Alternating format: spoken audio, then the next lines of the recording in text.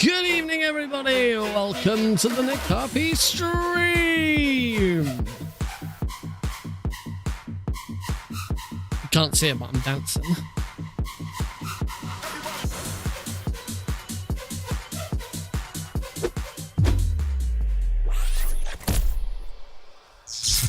Hello, everybody. Welcome to tonight's stream. Very, very special stream. Today, I finally got the Metal Gear Solid board game. Oh, this has been a long time coming. So I'm also still in the process of tidying my desk so that I actually have some space to use. I have a lot of crap on my desk, like cans. Not a very tidy person. I'm nowhere near levels of Asmongold though, so I'm happy with that. Yes, I finally have the Metal Gear Solid board game. This was a Christmas present from last year. Heidi pre-ordered it for me for Christmas last year. It was originally supposed to come out in sort of March, April. Then it got delayed to July. No, it's not. Just let me put this in there.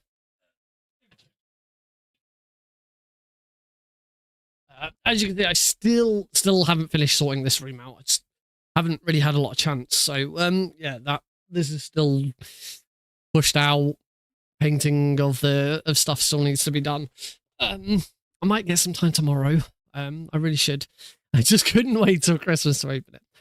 No, it was as I say, it was originally supposed to come out sort of March, April last year, and it got delayed until June, July. Then it got delayed until September, and that was the last we heard anything. We were told it should be out mid-September, and never heard anything else. And then all of a sudden, last week, Heidi, it was a bad speed run. Yes, all of a sudden, last week, Heidi got an email from the company she bought it from to say that, in fact, no, she didn't even get, no, I'm wrong. She didn't even get an email to say, from the company she bought it from. She got an email from Royal Mail to say we have your package from the company that she bought it from, and then it turned up. It turned up on. It was either Friday or Saturday. I think it was Friday. It turned up. So yeah, super excited to finally open this. Now, I haven't done a stream like this in some time. So I'm still kind of working out. I got home, I've been home a little while, but I decided to actually spend some time with my wife for half an hour because we've barely seen each other lately. And then right before the stream started, I needed the loo. So that's why we've started just a little bit late. So we're still sort of working out exactly what to do. I've got my phone connected. Okay, you can see that it's on the camera, connected to Hellfrog. It's connected to my computer. So I'm going to be using that. But also this front cam that I use, I can also very easily, I can point it down. I can't quite point it all the way down at my desk, which is what I was hoping for. If it does sort of hook. So hopefully I can do something like that and then spin it round. I'll probably, because I'm going to be looking at it this way. So yeah, you're gonna wanna see. Yeah, let me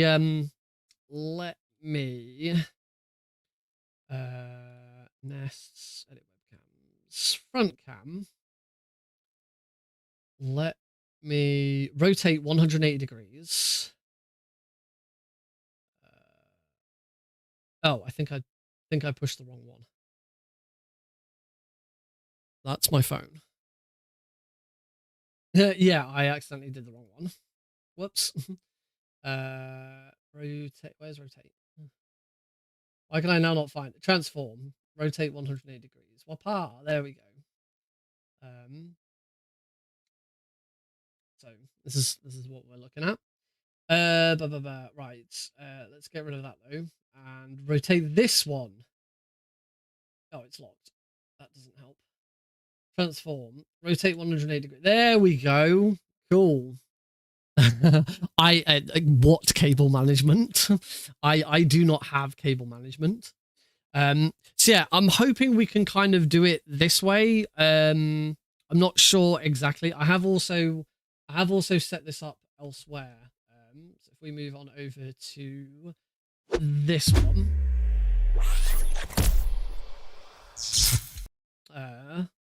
So yeah, you've now got that scene, that webcam there, and this one here, but this might not really work. Also, I haven't really set this up I haven't set this up at all on my vertical stream.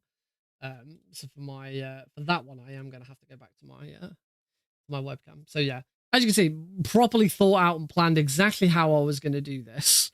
Clearly, I think we might be better off not using I think we might be better off not using the phone as the main one, and we can swap. But we can swap it whenever. So yeah, I'm gonna go back to the webcam. I'm gonna go back to the webcam version. Although what we can do is if I now go to this one. There we go. That's probably better. So you can see the whole thing there. So if you're watching on the vertical stream, you get one view and that's it. But then I can also do close-ups and stuff. That probably works. You can't see me, which is probably unless I do this. Whoa. Yeah, you can't see me, which is probably a benefit. It's usually nice, isn't it? Alexa, turn on the light.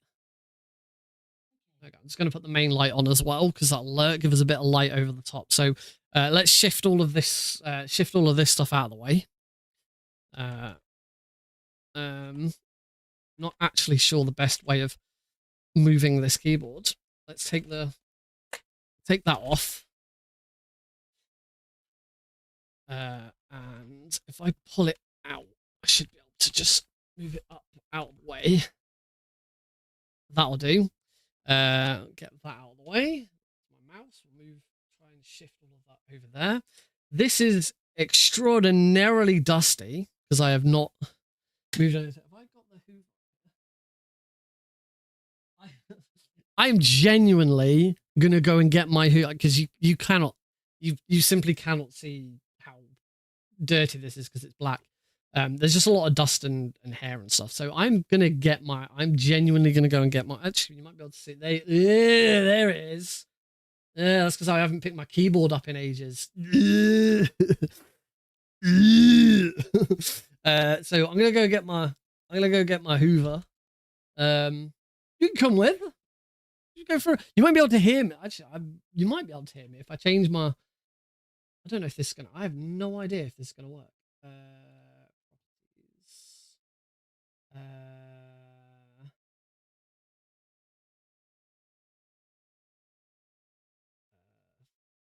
Phone cam properties. I don't actually know if it does audio as well. Capture audio on. Doesn't seem to. Oh, and now my phone's stopped. For some reason, my phone has just decided to stop. Deactivate and activate again. Nope, my phone just decided to disconnect when I was looking at. I was looking at thinking that, yeah, this is pretty normal. There we go. We're back. There we go. Yeah, I couldn't find.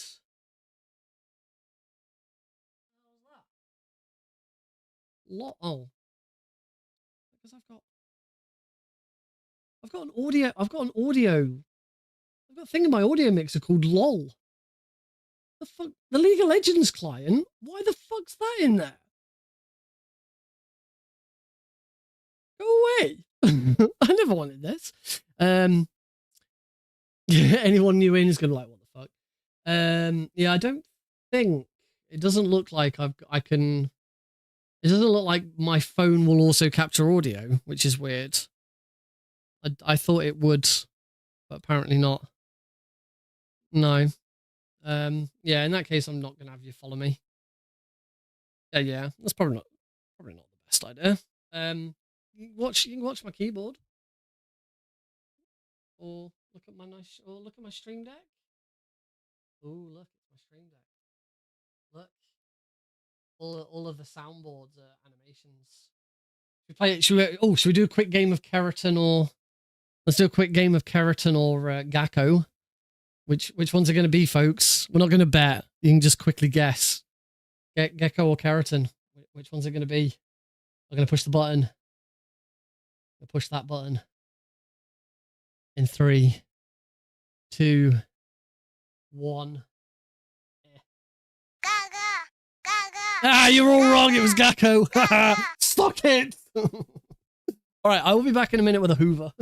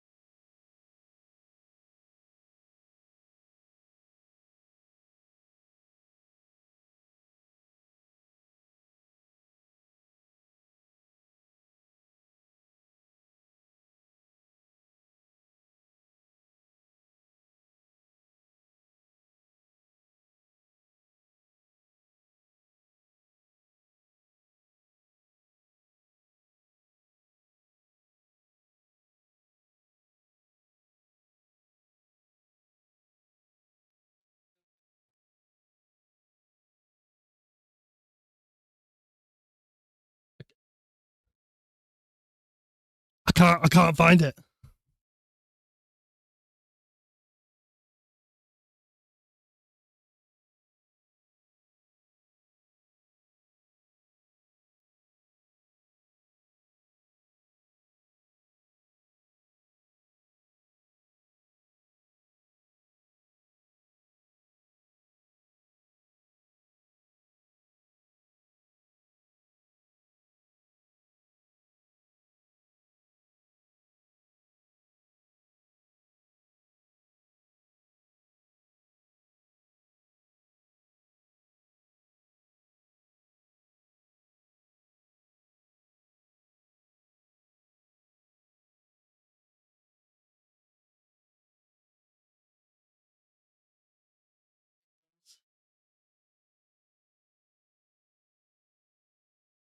All right. Well, I couldn't find the little one that we've got. So this is genuinely mine and Heidi's. It's a very good question. This is genuinely mine and Heidi's Christmas present from her parents. I will quickly switch to this cam. There we go. I'll switch back to this cam. Yes, Heidi's parents got us a Hoover for Christmas because our Hoover sucks.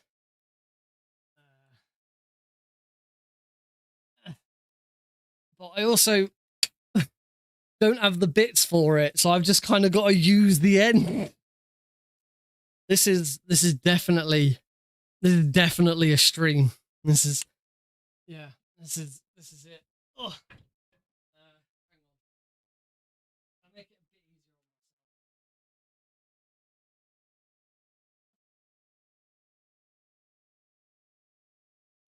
There we go. That's better.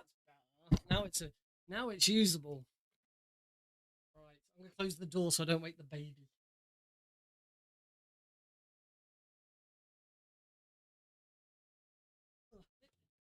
Oh God. Oh. I'm this is the good quality stream that you guys come for, right?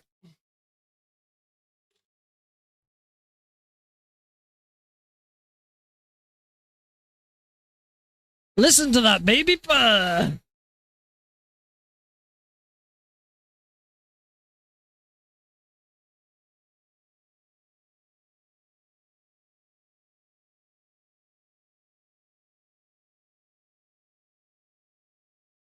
Oh yeah.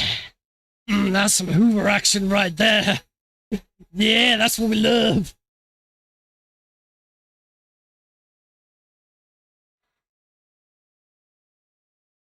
Oh yeah. Oh yeah.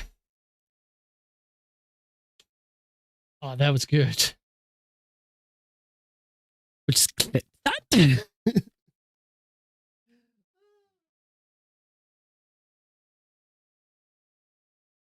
Ugh. I have genuinely gone insane, haven't I? Is there dustnik hiding? Oh, there's almost certainly dust hiding under the keys. We need that as a soundbite. I don't actually know how much of the Hoover you can hear. I noticed when I wasn't talking, the mic didn't pick up at all because I have really good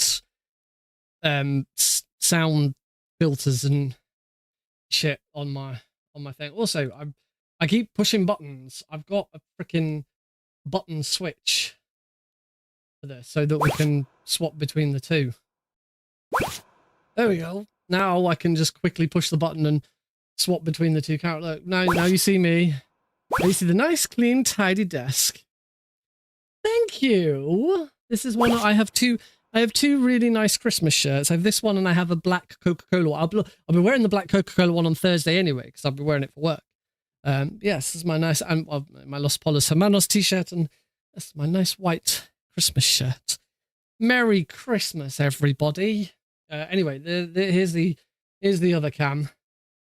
That t-shirt was his backup Christmas present after the MGS game. Oh my God, that is actually true. I completely forgot that this was my backup Christmas present last year because the Metal Gear Solid game wasn't. I'm pretty sure you didn't realize that it was a pre-order for like April, did you? Right, we've got space now. I suppose it's probably. Let's stick the phone camera. Oh, like the phone camera's not really going to look like much until I. You know. Today, up Nick's nose. What will we find? Boogers or Nazi gold? Right, let's bring out the star of the show. Shut up in there, will ya? Here it is, the one and only, actually not one and only, there's two versions of it, Metal Gear Solid board game! What the hell are you doing? It's actually real! It is a thing that exists and I finally have it! So, it is really big. This is, I've only realized this on my way upstairs, current upstairs. This is the first, like, proper big premium board game I've ever owned. You know, I have board games, but you know, I've got I've got Monopoly and I have the Tomb Raider Angel of Darkness board game. That's not, that's nothing that overly special. I've got the classic Game of Life and Pokemon Master Trainer. Anyone else had Pokemon Master Trainer as a kid? That was my 10th birthday present, I think. 10, 11 or 2. Yeah, I think it was 10th. My 10th birthday present. Pokemon Master Trainer. Yeah, I've got lots of copies of classic board games. I've got Pandemic, Articulate, Trivial Pursuit. I'm trying to think of more like modern board games. Like Pandemic is a good example. I don't own my own copy of Mansions of Madness. I used to do a Mansions of Madness stream, but I've never actually owned my own copy of it. Pokemon Master Trainer is a great game. Absolutely love it. It takes ages, but it's great. But yeah, when it comes to like expensive premium board games, this is actually the first one I've ever owned. So huge thank you to Heidi for getting it for me. I was so hyped when I saw it. I saw the news that it was being released, and it does seem so. It's really nicely presented. I saw the news that it was being released, and I was like, I really wanted it, and I couldn't justify spending the money on it. So when I got a little slip of paper for Christmas that said Metal Gear Solid board game coming soon, I was super excited. You know, I've always regretted there's been one other Metal Gear Solid board game. There was, not long after Metal Gear Solid 4 was released, a limited edition Metal Gear Solid Risk that was released. Oh, Heidi is so much better at Christmas gifts than I am. She's amazing at Christmas gifts for me. She got me a dual disc one year. She got me Cuddly Tibbers from League of Legends, one of my favorites. So many awesome stuff. A Switch for 1 year. Settlers of Catan. We've got a copy of Settlers of Catan. That's another good example of it. It's a modern board game, but it's not like a really big, expensive, fancy board game. It's just a good family board game. Now, so Metal Gear Solid Risk is the other Metal Gear Solid board game that you can get, but it was a limited run. They didn't make that many copies of it. I was always sort of kicking myself that I never tried to get it. This game's actually been in development hell for a few years. There was a previous version of this game was revealed. I think there was a Kickstarter or something for it, but it never took off. It never got made, and it got cancelled. And then like a year or so later, this version came along and they went ahead with it. Now there are two versions of this game. There is the base version, which is what I've got, and there's also the integral version, named after Metal Gear Solid Integral. When Heidi bought it, the website that she got it from did suggest it was going to be the integral version. The integral version was a special limited edition pre-order bonus. It comes with a comic. I think the comic might have been made by Marvel as well. But the big thing that came with it was, I think it came with some extra missions. The game is based on missions. I think there was some extra missions with it. But the main thing was a big model of Metal Gear X. Sadly, when the company then actually received them from the manufacturers, it turned out that it wasn't the integral version. It was only the standard edition. So they sent Heidi an email to say, we are very sorry. We've now found out it's not the edition that we thought it was. We didn't like selling you something that that we suggest. We're selling you something that isn't what you purchased. So your options are: you can send it back for a full refund, or you can keep it and we'll give you a partial £10 refund. So at that point, it was. I mean, Heidi asked me. I said, "Yeah, just take the partial refund. I still want it." Website link. That's a good question. I will try to remember. Heidi, can you remember the name of the website you bought it from? Now, obviously, the website Heidi bought it from is a British website. Loaded Dice. Loaded Dice. Metal. Yeah. Solid. Let's have a look. There we go. I've gone to it and it says this is not the page you're looking for. I get the feeling that it's already been removed from the website. I get the feeling that's either because it's already sold out, or because they've had the issue with it not being the version they thought, so they've taken the site down to put it back up. I don't know. Yeah. it was very nice of them to recognize that there was an issue and offer the refund. So good, props up. It's not their fault. It was not Loaded Dice's fault that it was the wrong version. They were told by the company that made it and they were receiving it from that it was one version and it wasn't. It's not their fault, but it's nice that they sort of went out their way to do it. But anyway, shall we get into this then? Yeah, let's do this. So I'm gonna swap the camera over. Yeah, shit does happen. Look what happened to my face. Except you can't see what happened to my face because my face isn't on camera at the moment. Look what happened to this thing. 35 minutes we've seen hoovering and up your nose. I told you guys, this is the good quality stream content. Did you say nerd? Not nerd, node. Oh my god, I am nerding out so much. Just trying to adjust the camera a little bit so that you get to see a bit more, but also not adjust it so much that you're just looking at my crotch because I don't think anyone wants to see it. Unless anyone wants to see my crotch, can't imagine. It's not that exciting, if I'm perfectly honest. Let's have it. No, I'm kidding. We're not gonna look at my crotch. Right. Let's crack this bad boy open. Where to start? Oh, I suppose you might want another a better look at the box. So Metal Gear Solid, the board game, is 1 to 4 players. You can play this on your own, which is fantastic because I don't have any friends. 14 plus, which is good. I've been told I have a reading age of 15, so 14 I should be fine. And it gets a bit blurry, but that's a 60 to 90 minutes. So, Heidi's looking forward to Christmas Day when we spend all day just playing this.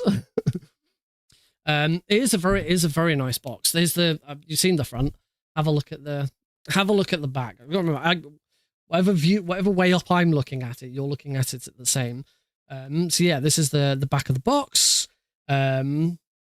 Nice. It's got some new artwork. That's a brand new piece of artwork of Meryl, and I believe all of the artwork on the inside is brand new for the game. Obviously, the front of the box, that is reused artwork from Metal Gear Solid. That's Shinji. Oh, I forget his name. I forget the artist's name. The side of the box, it's all it's only the stuff on the inside that's new. So yeah, let's have a crack at. I'm trying to. I can get into it. I have no idea. I mean, Konami is on the front. It's Konami Digital Entertainment is on the front. It's made by CMON, CMON, Games, which that's that company there. And it actually said Konami there. Yoji Shinkawa, thank you, Blues. And thank you, Thomas Manville, as well. It is. It's just, it's just a shame that it's not... It's just a shame that it was last Christmas's gift, not this Christmas's gift. To be fair, we've already played with this year's Christmas gift. We got the Hoover out. Hey, I'm getting into it. I'm getting there. I'm getting there slowly. There we go. We got it.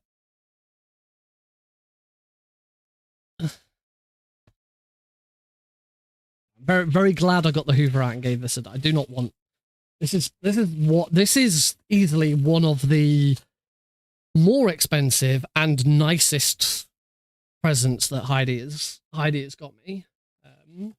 I say the most expensive is easily the Switch. Actually, the second most expensive is probably the portal gun, isn't it? Fourth most expensive. Well. Fourth most expensive. The portal gun was more expensive. The portal gun must be second. This isn't very flattering. The portal gun was more expensive than the Switch? That's insane. Right.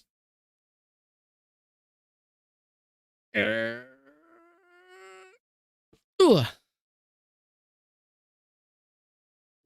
Nothing on the X. Did you say nerd? Not nerd. Node.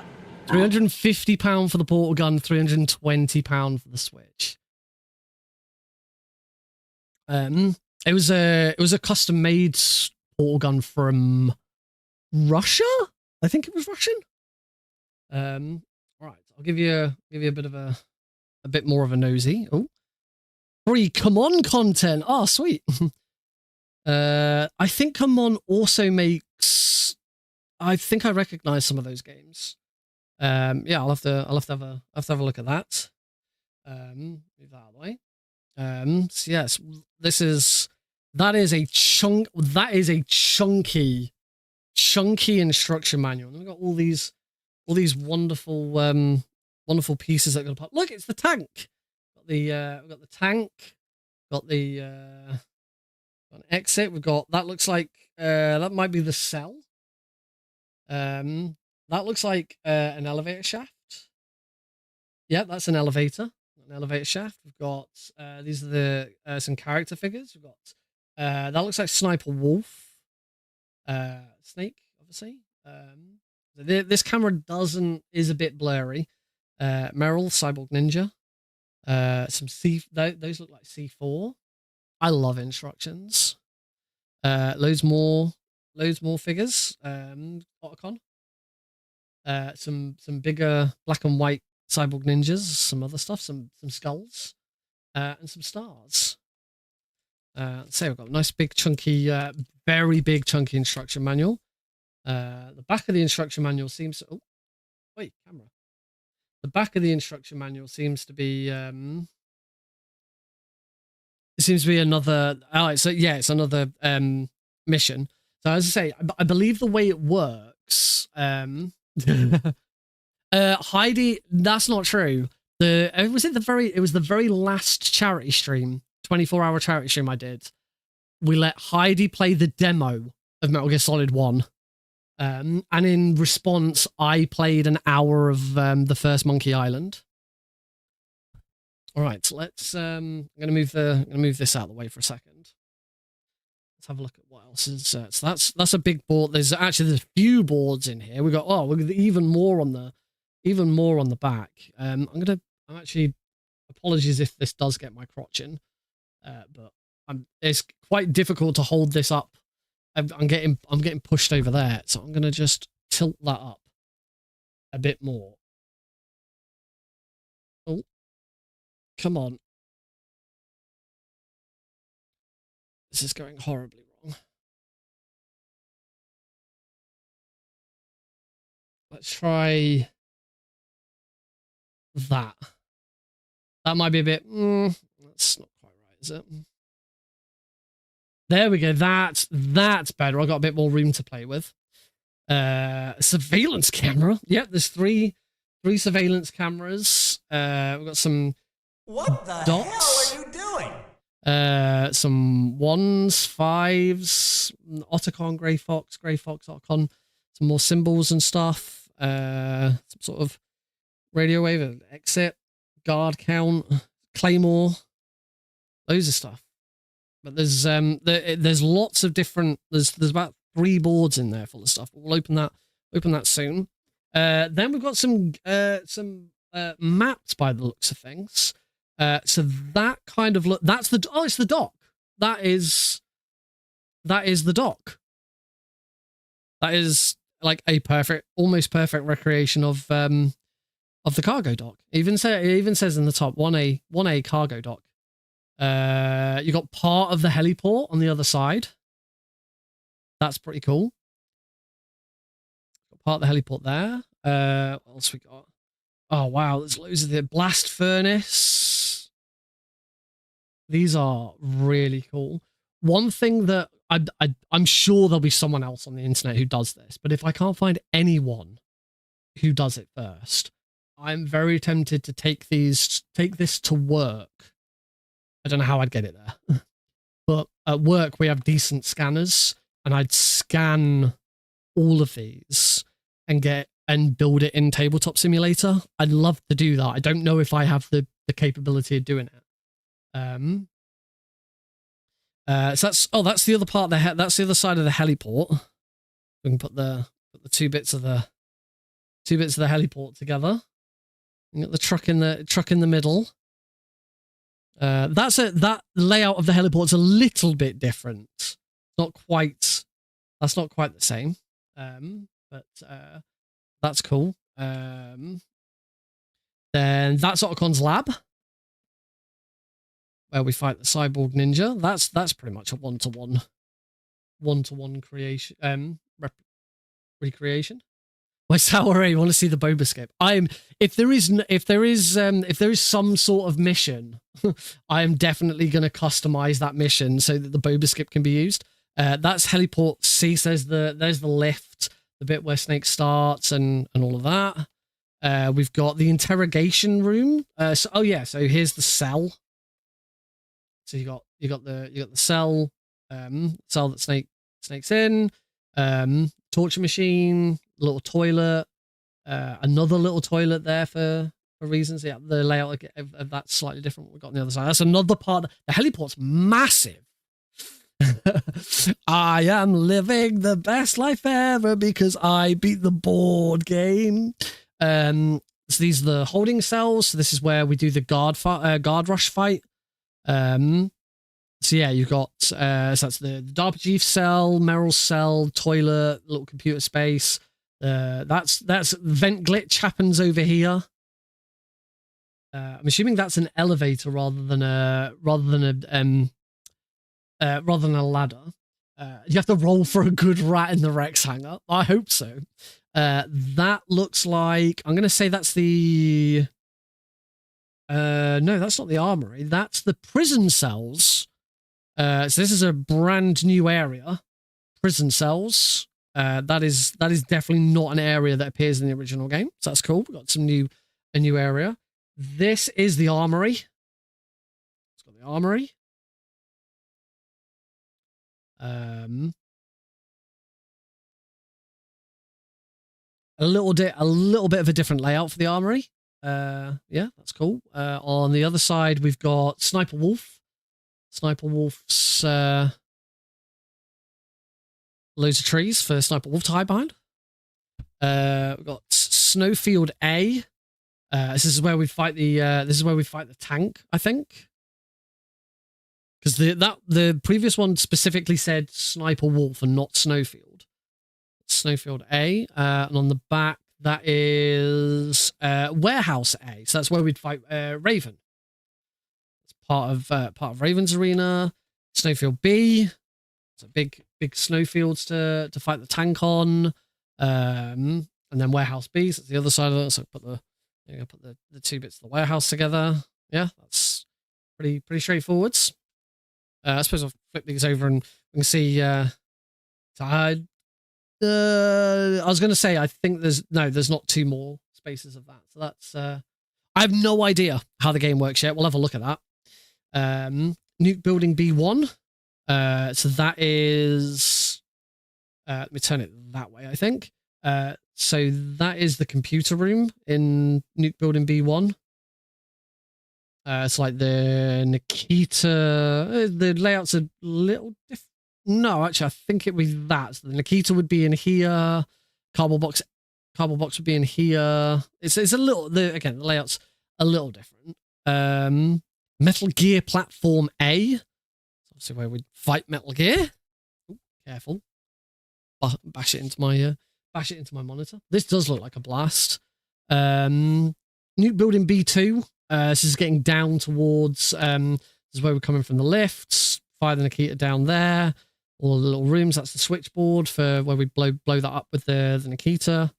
And also that's through there. Oh, you can't actually see where I'm pointing through there as well. We'll go into fight the ninja. So that's the Metal Gear platform all together. That looks cool. Nuke Building L1, level 1. That looks like it's also in two pieces. I wonder if the other piece of that is under here. No. So yeah, tell that. Sorry, it's not quite used to using this. Underground base. Yeah, on top of Metal Gear. That's where the command room is. That's where we kick the shit out of that guard every single time we go down it. Commander's room, Mantis's boss fight. Pretty cool. And on the back, this is security. This looks like another new addition. I don't really recognize anything that could be. So yeah, that's that. The little Metal Gear Rex, as I said, sadly, this is not the integral version, so there is no big Rex model, which is a bit of a shame. But that is that's Metal Gear. That's little Metal Gear Rex. Comms tower roof. We do get the comms tower roof. What's on the other side?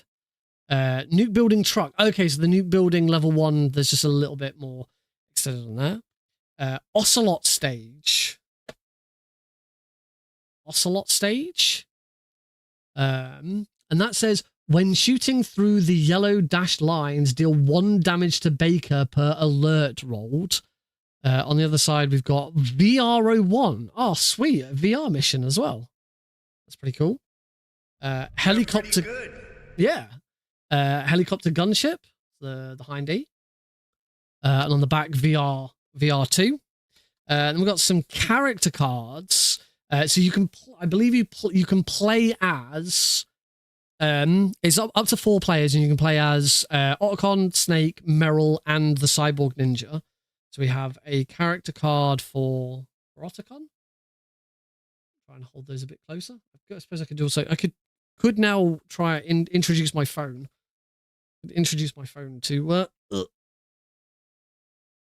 Yeah, as I said before, this is all brand new artwork for this as well. So we've got Otacons, and that gives us all of his detail. The Cyborg Ninja, and Cyborg Ninja's details. Meryl, this is some really nice artwork. Really, really well designed. Sorry, if you're watching on the vertical stream, all you can see is me bloody holding my phone in front of it. Snake is Snake's new design for the game. This looks really cool. And then we got bosses. Ocelot. Some more stuff on the other back. Revolver Ocelot. Rex. How Metal Gear Rex would work. Oh yeah, there's a little side of the box. Mantis. Liquid Snake. Pretty cool. This is Rex. Liquid. I'm going to stop using my phone. It works. Liquid. Oh, the Hind D's on the other side of Liquid. The tank was on the other side of Metal Gear Rex. Ocelot was Ocelot on both sides. Oh, because there's a VR Ocelot and a normal Ocelot. Liquid, on the other hand, just gets a VR Liquid. Don't know. Mantis. Again, really, really cool artwork. Love it. And normal Mantis on the back, apparently. Sniper Wolf. Again, lovely artwork. And normal Wolf on the back as well. VR Vulcan Raven. And presumably normal Vulcan Raven. Why Liquid's the only one who only gets a VR one? I don't know. It depends exactly what it is. Guard order. These are the decks. There's cards. We've not even got onto cards yet. Guard order deck. Active guard order card. Active guard reaction card. Guard reaction deck. Oh my god, this is going to be the most complicated game I've ever played. There's a guard. Even the guard. You can't breed me. No, you can't breed. You can't breed me. I'm not here to be bred. Yeah. Oh, excuse me. Then all right, let's keep going. Oh, nice plat. This is all very, very well protected. I will definitely keep this. I'm not going to throw that away. I knocked the box over. Well, why? Lots of dice. That's a lot of dice. A lot of black dice, a lot of white dice. Oh, and there's a little red. Oh, there's a little red dice in there as well. Can you? I don't know. Can you see? There it is. There's a little red dice. A little red dice as well. Yeah. They're not circles as well. They're little hexagons. They're like Metal Gear Solid hexagons. The attention to detail is great. And then we've got the figures. We'll go on to the figures last. So we've got guard reaction deck, a light assault rifle. That's the FAMAS. I'm going to assume because it's called light assault rifle, they've gone down the same route that they did with the later games. So particularly Metal Gear Solid 5, where they stopped using the names of real weapons. So yeah, that's the FAMAS. They've called it light assault rifle, presumably because they're not using the names of real weapons. Equipment deck. Ocelot reloads, presumably some sort of boss encounter stuff. We've got a little. Oh, it's the little memory card. There's the memory box. It looks like a Metal Gear. It looks like a PlayStation 1 memory card. That's awesome. That's really cool. I think it's just an empty box. But I'm going to assume that you put cards. Oh, in fact, I wonder. It might be a game mechanic, but I wonder if because it's a very long game, whether this is to put the cards you've currently got out so that you can put the game away and come back to it at a later session. So this is your memory card to save your game and come back to it later. That'd be awesome. If that's what that is, that's brilliant. That's fucking fantastic. Right. But I am going to use my phone for the figures. These are very, very detailed. So we've got if I can get I've got my phone. First of all, I've got my phone upside down. That's better. We've got. I will try and hold it. I realize the vertical stream doesn't have my phone. A little guard. I might try and get my phone to be the main. Yeah, I'm gonna swap this so that my phone's the main thing for the moment. Which means you've got my phone twice if you're watching the main stream. That doesn't look very good. Let's. I have a solution for that.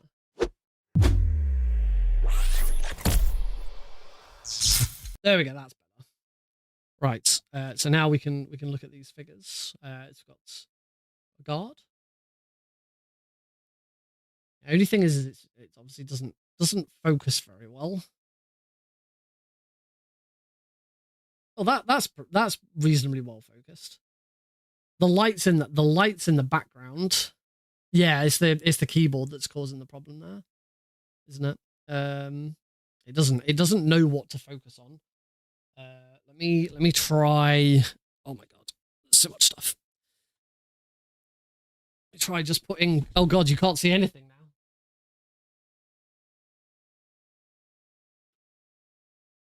I have a plan. There we go. Just there we go. Right. Making some space because I think the best way of focusing on these is actually going to be to like put them there. There we go. That's focus. Oh. What the hell are you doing? Yeah. I don't have effects. Stabilization. Trying to see if any of the effects auto framing doesn't help. Soft focus, that might help. No. Blur. No, blur makes it actively worse. Yeah, there's no like focus options or anything. Put your hand behind. That's not a bad idea.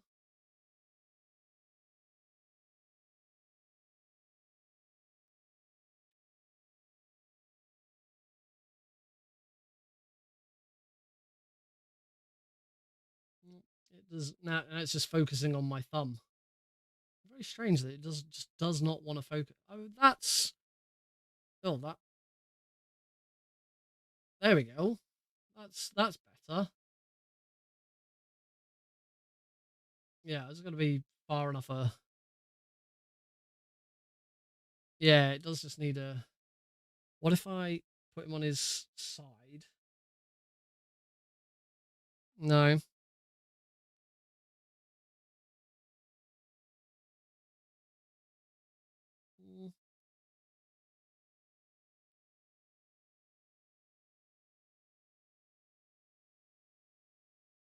That's the only thing with the phone with the this is so my phone's just connected to my PC through Windows. It doesn't really work very well.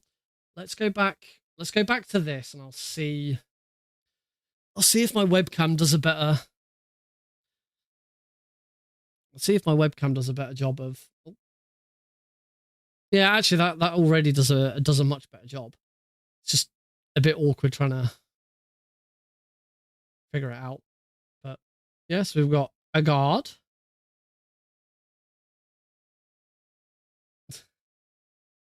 I'm not used to this kind of movement. So we've got guards. There's twofold. There's 6 guards like that. Then we get another guard who looks like that. And then we get another guard. Oh no, we get six of each of those guards. And then we've got the bosses. So that's sick. That's liquid. That's really nice. There is so much detail in that. I know I'm doing a really, really shit job of trying to keep this in frame, but that is really, really detailed. Look at the abs. Look at the detail. Those chiseled abs. That is a thing of beauty. So yeah, we've got liquids. We've got Vulcan Raven. Vulcan Raven. That's pretty cool. If I was any good at painting, I would probably paint these, but I am shockingly bad at painting, so I am not going to paint these. Oh yeah, these are very much based on not based on the original Metal Gear Solid. I mean, it's more based on the artwork than anything else. So. Sniper Wolf has a very slightly bent PSG-1. Like a gun's just slightly bent. I'll have to try and see if I can unbend that without breaking it. But yeah, Sniper Wolf with a wolf. So you know it's Sniper Wolf. Psycho Mantis with his powerful psychic abilities. He's on like a little structure. Pretty cool. This way.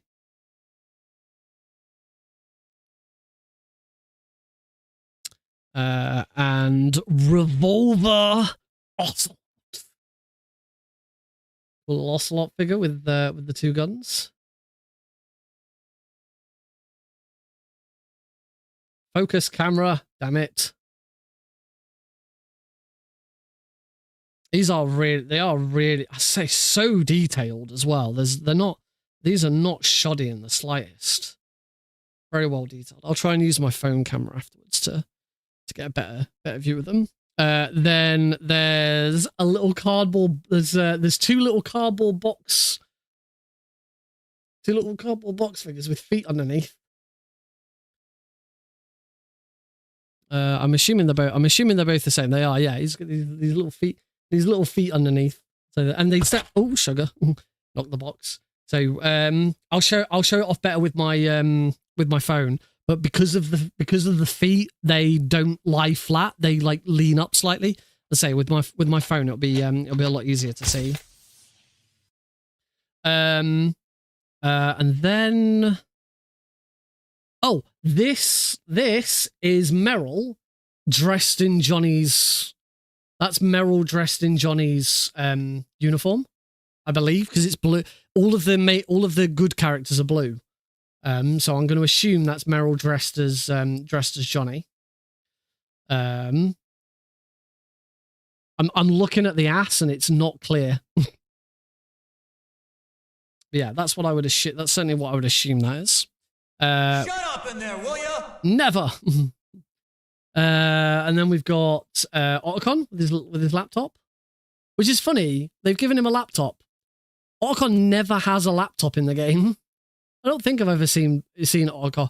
Has Otacon ever had a laptop in any game? Have we ever seen Otacon with a laptop? I mean, I don't care. It's cool. It's still a cool model. That's not my issue. No problem with that. Then we have got Meryl, not in Johnny's uniform. She's dual wielding. It does make sense for him to hold a computer. Actually, I think when Peter Stillman in MGS2 is talking about Otacon being with them on the helicopter, there's an image of him getting off, and I think he might have a laptop on him in there. So yes, come on, camera, focus, damn it. So Meryl here is dual wielding. Oh my God. There we go. Is dual wielding a Desert Eagle and a FAMAS. Pretty badass. Then we have, clearly there is going to be some sort of game mechanic around the fact that the cyborg ninja is grey. He's not blue like the others. So he is a playable character, but clearly he is, there is a moral area. That's really cool. Look at that sword. That sword is massive. Sorry, I'm doing a really bad job of trying to. That's better. Look at that. Again, look at the detail on his exoskeleton. I know it's. Oh, there we go. Focus. Oh, that's a nice focus. Look at the detail on his exoskeleton.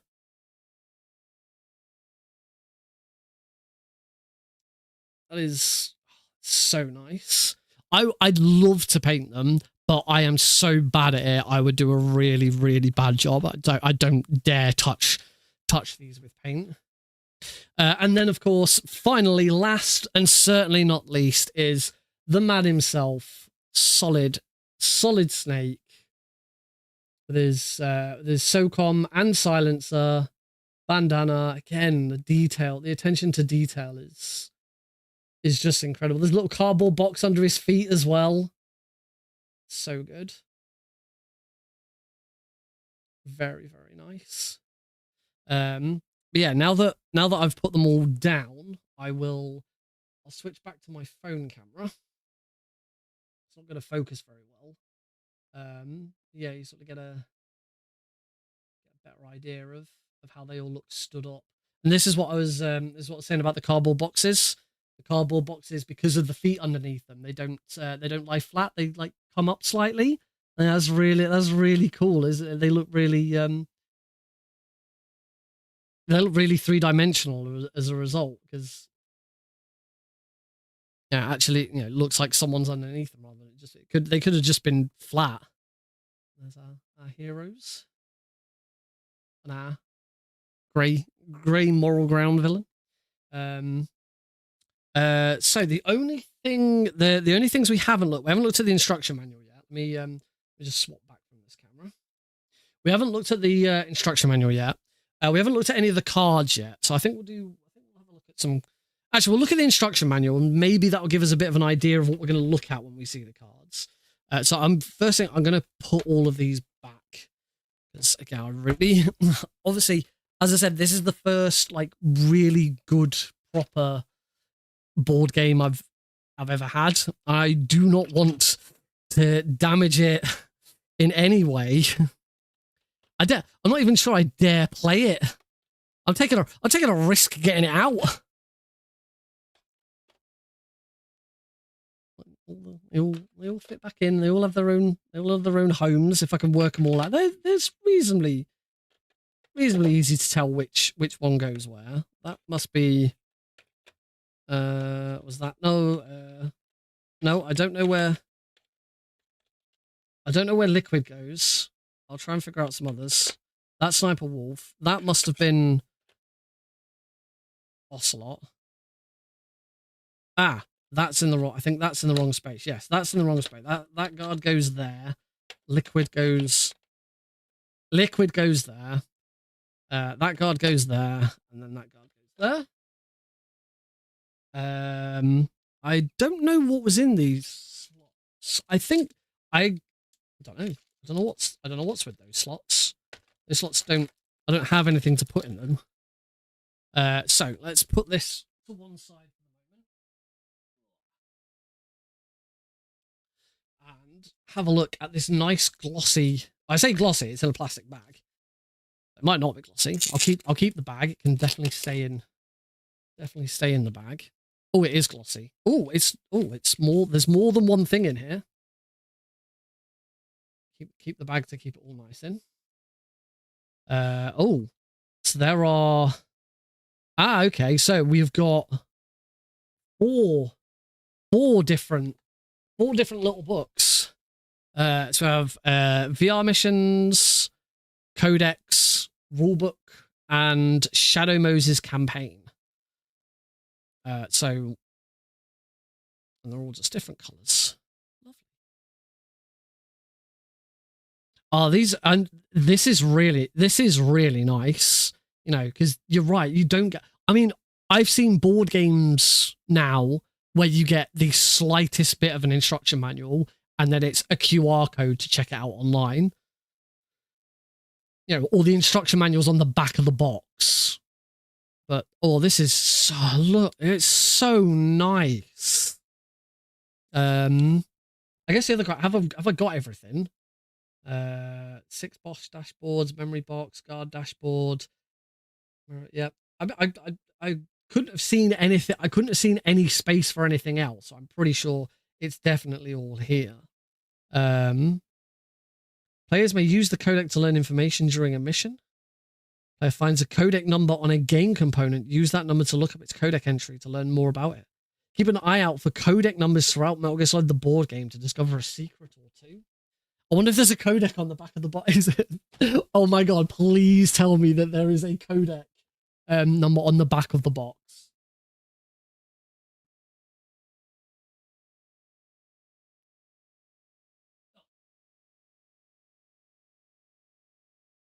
This is going to be a bit tricky because all of the models are in here.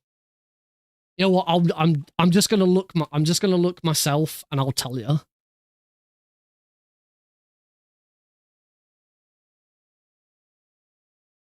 I don't see a codec on the back of the box. However, in the very bottom right of the box, I should be able to use my phone. I'm just trying to hold it because obviously all the bits are in it. So let me just switch back to my phone. So down here, just below, you won't be able to see it because it's blurred. It's not going to focus. You can see that there is a bit of text underneath the barcode. This bit of text here that reads unlock equipment card 31. So my guess is that at some point somewhere in the game it's going to say look, the codec is on the back of the box. And that's what that unlocks that. There's definitely going to be something around that. But anyway, this the rule book. Oh wow, there's so many pop out cards. That's node tokens 50. Oh, apparently the dice, the white dice have got little alert symbols on them. I didn't see that. Oh yes, and they do. The white dice, the one is an alert symbol. Oh, they're cool. It's not the same on the black dice, just the white dice. That's really cool. Player count character selection. Oh, I don't know if that's for every single mission, but it looks like if you're playing one player, you have to play as Snake. This is what this says here. Let me go back to the one where we've got both cameras. There we go. So we can at least sort of do a bit of a. There's a bit here that seems to suggest. I don't know if this is just for an example mission. Yeah, it says in this example, a 1-player game must be played with Snake, and a 2-player game both Snake and Meryl must be used.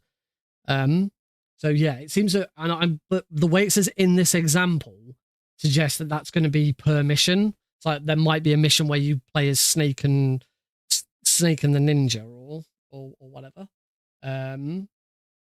Yeah, there's stage set. I suppose is there an overview bit? I'll read the introduction because that might at least give us an idea of what's going on.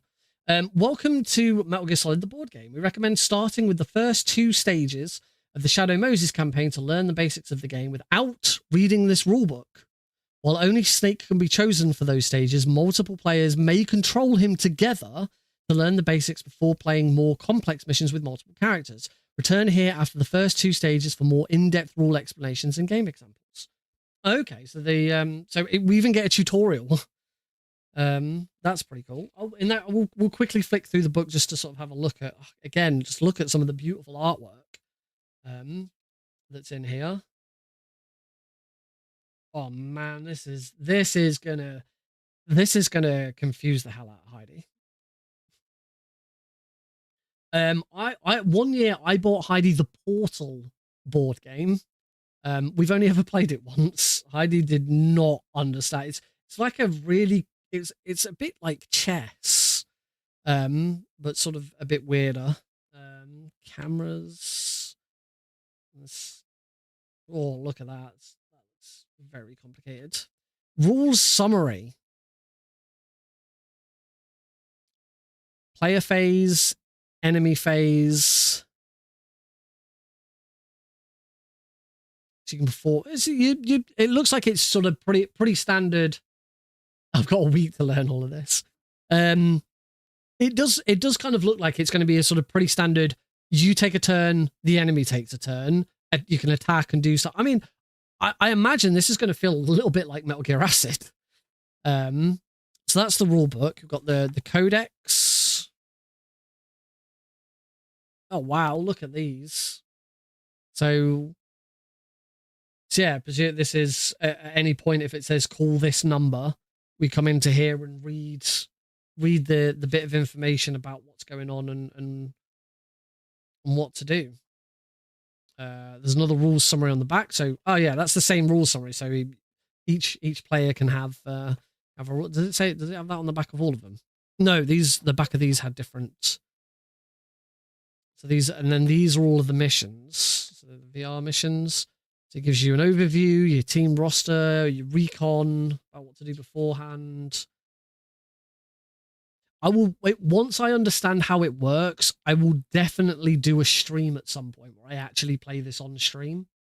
I will make sure that I get ahead and work out exactly how I'm laying it all out, not just sort of go into it half blind like I did with this. This scenarios book, this campaign book is massive. By the way, this book is 52 pages long.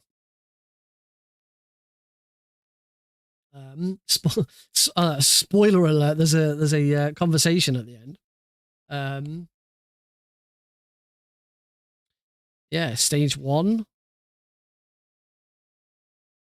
So yeah, this is sort of teaching you how to play the game as you get started.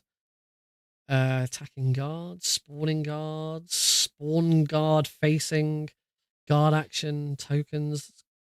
Cool katana there. Stage 2. So play as Snake.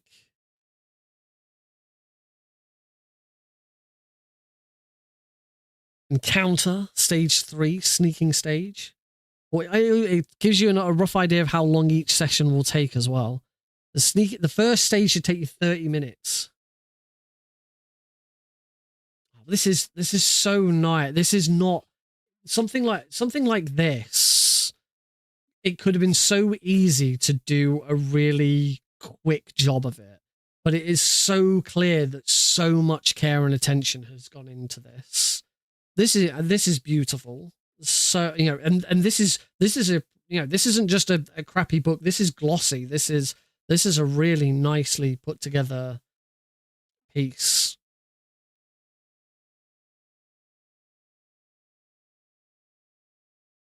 Breakout. It's got loads of dialogue in it as well, and explains who's talking and what's going on.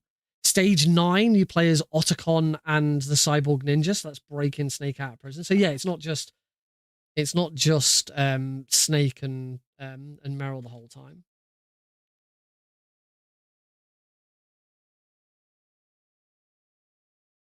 Sniper Wolf's boss fight. Cutscenes, different cutscenes depending on outcomes, presumably. Prophecy's Wings. It does seem like the most of it is it's Snake, Meryl. Otacon's always last.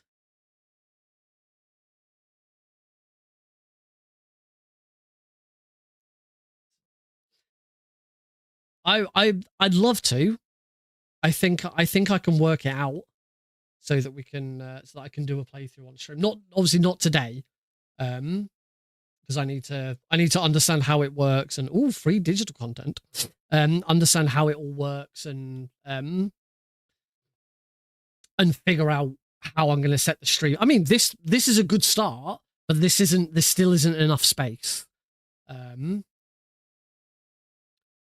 mean, as I said, if I could get this to my work where we have a decent scanner, I'd be very tempted to try and scan a lot of this in and try and build it in Tabletop Simulator.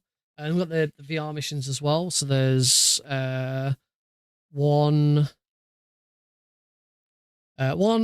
2, 3, 4, 5, 6 VR missions as well. So there's plenty of stuff to get going with. I mean, these VR missions, there's 6 of these, and the first one says 60 to 90 minutes. 60 to 90 minutes, 60 to 90. They're all 60 to 90 minutes. So if you're suggesting, the last one is 75 to 120 minutes. If you're suggesting that every mission, on average, a mission might take an hour if you go across all of them, that's 6 hours of gameplay just in the VR missions. Get ready for Nick's Metal Gear board games any % speedrun. I do want to. If there was a way of speedrunning this, I absolutely would do it. I say this wouldn't be my first foray into streaming board games. For those who don't know, before I really heavily got into speedrunning, I did a series called the Mansions of Madness stream experience. This is a Lovecraftian board game called Mansions of Madness. It's kind of like a light. Oh, hello, Eli. It's kind of like a light RPG. But the way the game works is that you use an app either on a tablet or on your computer or on a phone. You can get the app on Steam. That controls the game and tells you where to place things and what monsters are doing, and when you interact with stuff, what's said. And that's in the second edition. In the first edition of the game, it just came with a big lore book, and one person would have to read it out. So that's what I did with the second edition and the app. I would invite a bunch of players, a bunch of people to join in a game. We play it on Tabletop Simulator because all of the assets are available on Tabletop Simulator. I actually tidied up the Tabletop Simulator version, made it work really nicely. I still have that saved version somewhere. And I would control the tablet. I'd control the app. I wouldn't show the players and the audience the app, but I would control it. I'd read it out, and I put on a persona, and the players would try and play through. I'd show the app on stream if there was a puzzle, because sometimes you have to go onto the app to complete puzzles. But that was a really cool experience. It took a lot of time. That's a good 3-4 hour stream, and I know Heidi joined in once, and Heidi was incredibly bored because it's just not Heidi's cup of tea. I loved it. I did play one myself. One of my players, a guy called Dome Acolyte, there's the Mansions of Madness app. There's a custom. Hey, that's probably a good idea actually. There's a custom version of that app where you can make your own campaign. So they started building their own campaigns and doing their own similar stream. I joined in for a charity stream at some point. Yeah, that is the Metal Gear Solid board game. As I say, it's all kind of strewn all over the floor now, along with other bits and pieces. Oh, actually, there is still something we haven't looked at yet. So I will. I'm gonna put these. I'm gonna now switch the camera back so that you can see what I'm. Oh, hang on. That's because I need to turn the phone. No, not the phone one. Oh yeah, that's because I'm doing it. So we'll pop these back in the nice plastic sleeve.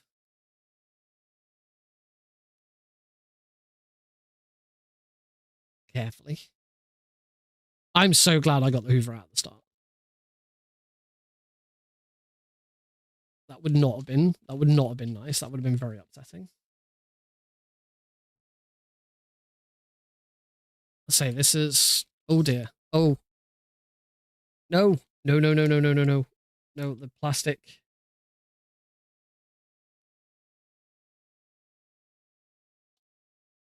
There's a slightly, it's okay.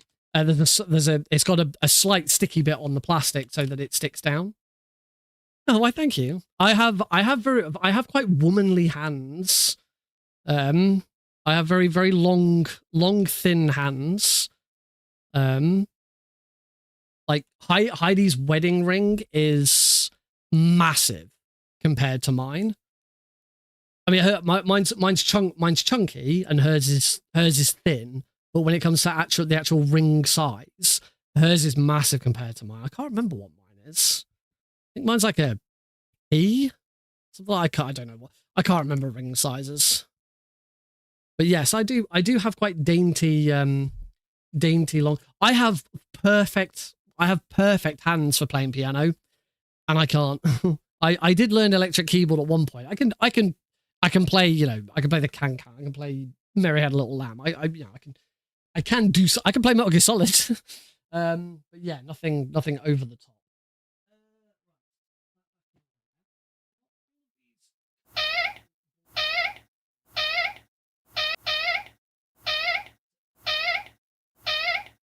I need to spend some proper time tidying all of that away so that it's in properly. We didn't look at the rest of these pieces. Oh, that's what the other holes in the box will be for.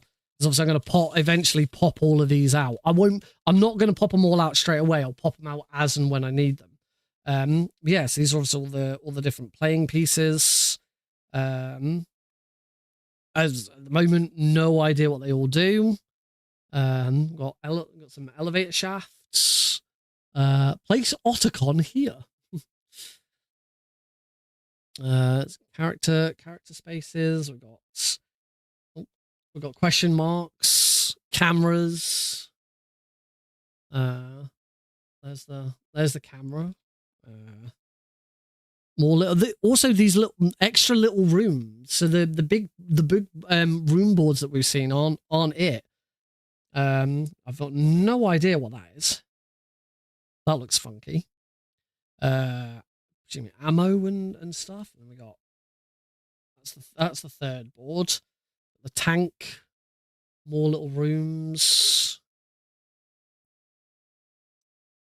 Interact to place this elevator. Place the elevator on this tile. RPG. The rope. There's the rope. We're not going to need that.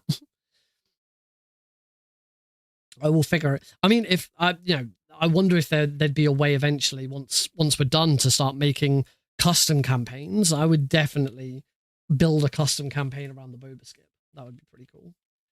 And who knows? That if this is really successful, it makes the companies a lot of money. Who knows? They might do expansions. I mean, if you were gonna expand, if you were going to reuse all of this kit, I mean, you could easily reuse all of this kit and just in the expansion you have some Raiden cards and other bits. You know, you could easily.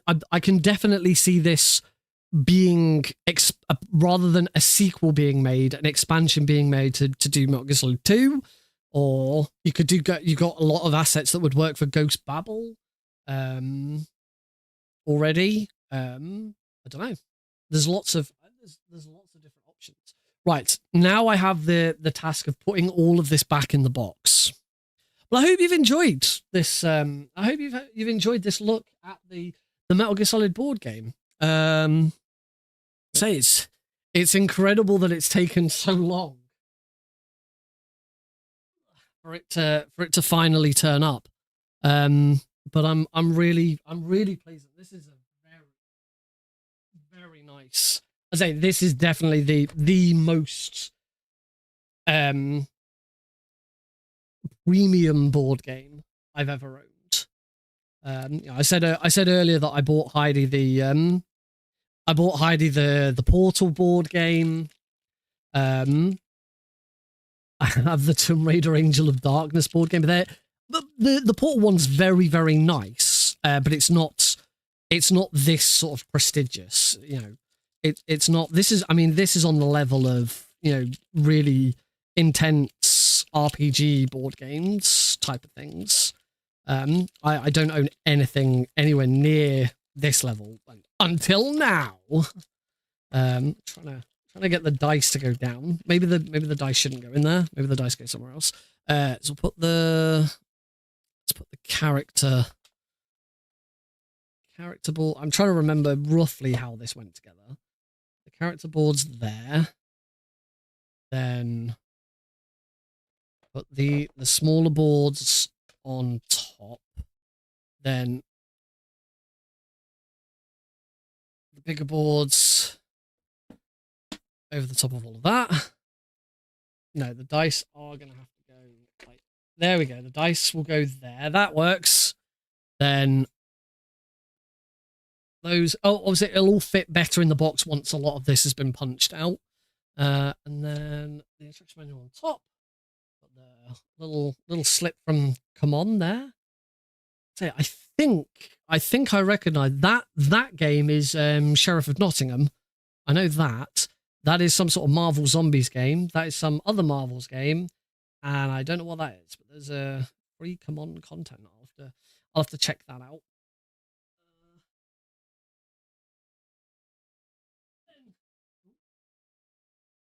Oh, heck. There's this big bit of plastic. I forgot about the big bit of plastic that's supposed to go in as well.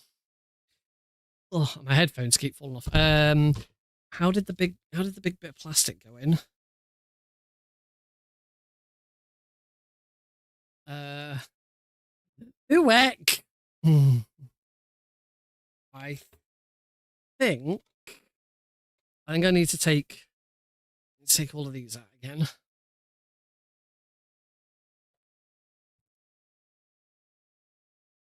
I think that the dice were underneath the plastic. Let's try this. I think it was like that because the cards. Oh, that's a good idea. That seems to work. That looks correct. So then these cards would have gone.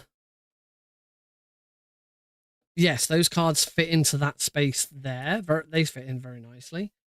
Yeah, that must be it. And then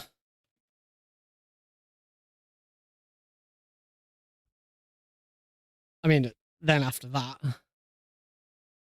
there are some smaller ones of these that fit into these gaps here. Just put that on top. Put that on top. There we go. That's good. There we go. And on goes the lid. Oh, I haven't. There's still more art. There's still all the artwork around the outside.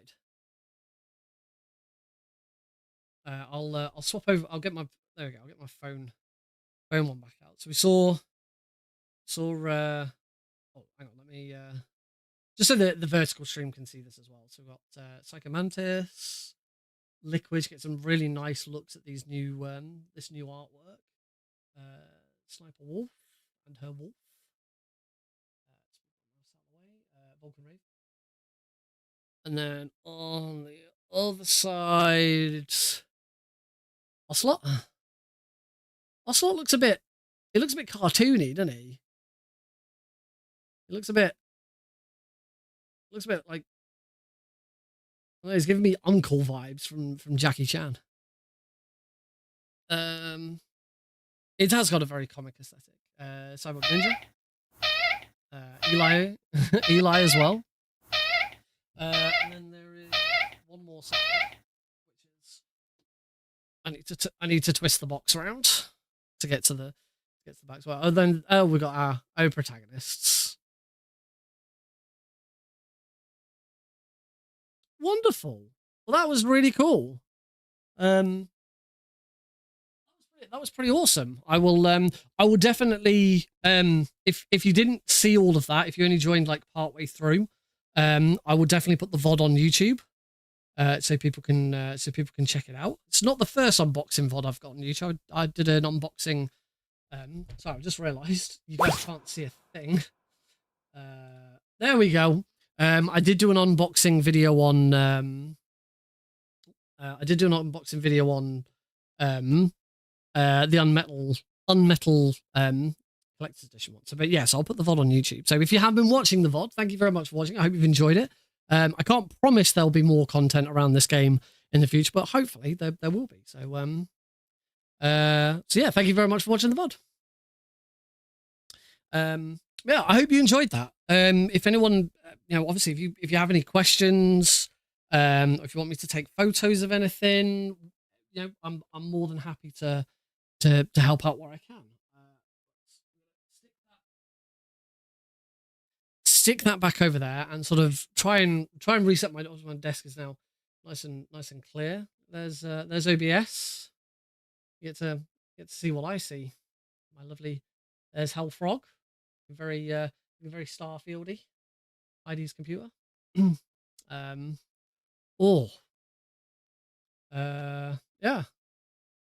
Window. All these boxes are now up, but I still haven't filled them with anything. Anyway, let's work out where I'm going from here. Where am I going from here? Right, I'm gonna turn my phone off. I need to reset. Ooh, you get a weird phone. You get a weird phone icon now. That bit back for that. Sorry, Meryl asked, how are you feeling after Pride? Happy with your run? The run was okay. The Boba Skip was first try, which was fantastic. But Weapon Glitch was a struggle. I struggled in the Blast Furnace, which seems to be a problem for me when I do marathon runs. The previous marathon run I did of that, I completely screwed up the Blast Furnace in there as well. But eventually got that. I was only about 30 seconds behind PB, but that's because I still haven't had a PB that, where nothing has gone wrong yet. I still haven't had a deathless run. So yeah, there's but it was a good run. I enjoyed it. I always enjoy marathon runs. I love doing marathon runs. I love helping out with marathons. I've already got my first marathon queued up for 2025, which is exciting. I can't give any I don't know if I can give any details about it, because it's not a public thing. I was sent a private invitation to join in with a marathon. So as I'm not, it's not something big. It's not like GDQ or something like that. It's a small personal thing for helping people out. But as I say, the information, I don't know if information about it is public yet. All I will say, I won't even say the date. But I can say that I was invited on the proviso that I run Metal Gear Solid 3 European Extreme. So yes, that will be at the moment, as I say, until I'm in a Discord server once I know more and I can share more, I will share more. But I don't know. I don't actually know what's going on with it yet. They're still sort of getting people. They're still inviting people in and working it out. What I can tell you is it is a case where it's this is going to be a charity stream to help someone. To help someone out. You may remember that I did some volunteering for Alice in Wonderland. I think that was the name of I'm still in the Discord server for that one, actually. Running through Wonderland a little while ago. I didn't run for it. I just did. Yeah, like I'd be invited to Lime's Aid. Yeah, so I did some behind the scenes stuff for Alice in Wonderland. Running through Wonderland. So it's sort of similar thing to that. So it's really, and I've always said, if you want me to participate in something, whether it's volunteering, whether it's running, I'm an absolute freaking sucker for people coming to me directly and asking me. If you come to me with a DM and ask me, you know, I will almost certainly go, yes, I'll do it. Because as I say, I'm a sucker for people coming to me directly and saying, "Oh, Nick, can you help us with this?" Because I love helping. I love to be helpful, and it's a good reason to crack out Metal Gear Solid 3 again. Not that I really need an excuse for it. I can crack it out right now. Let's do. No, we're not going to do it. So I am planning on doing some more Metal Gear Solid 1 Big Boss attempts for the rest of the stream, I think. I do have another marathon. I have 2 marathons this week.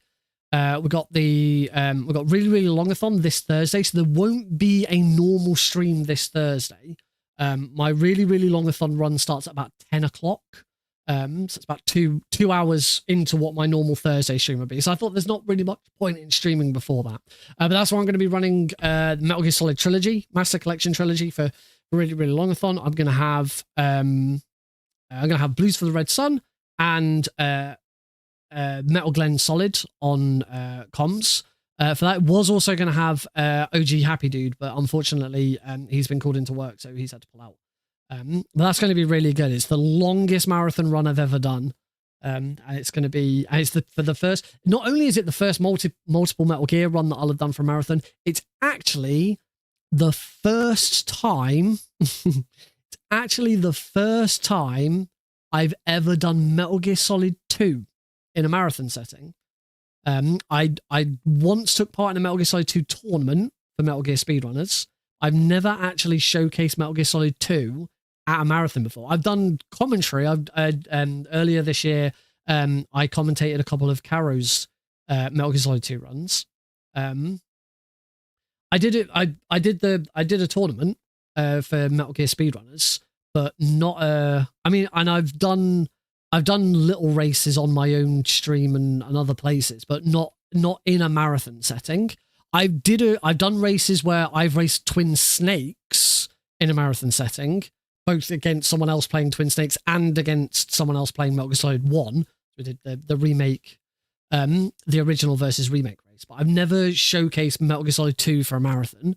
I mean, for good reason. If anyone's watched any of my practice streams, you'll know that out of all of the Metal Gear games, MGS2 is my worst. I am shit at MGS2.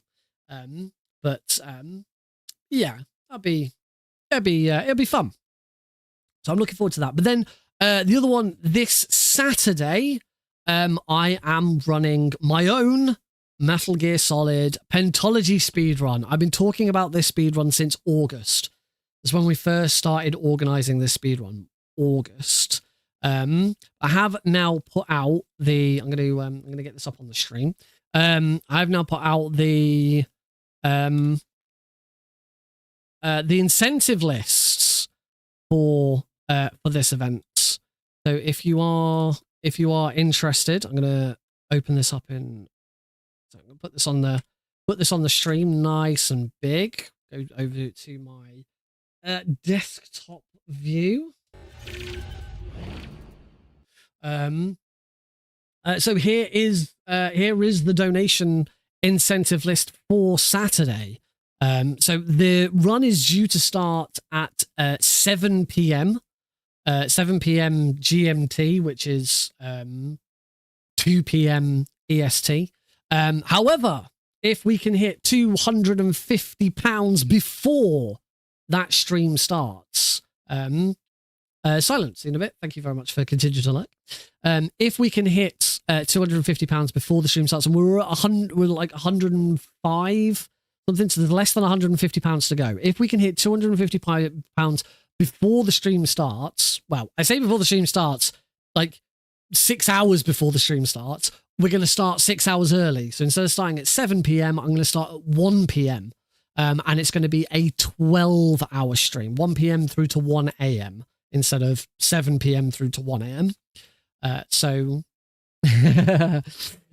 yeah, if you do want to see the stream go on double, if you want to see the stream double in size, then make sure you get some donations in early, and help us hit that £250 milestone.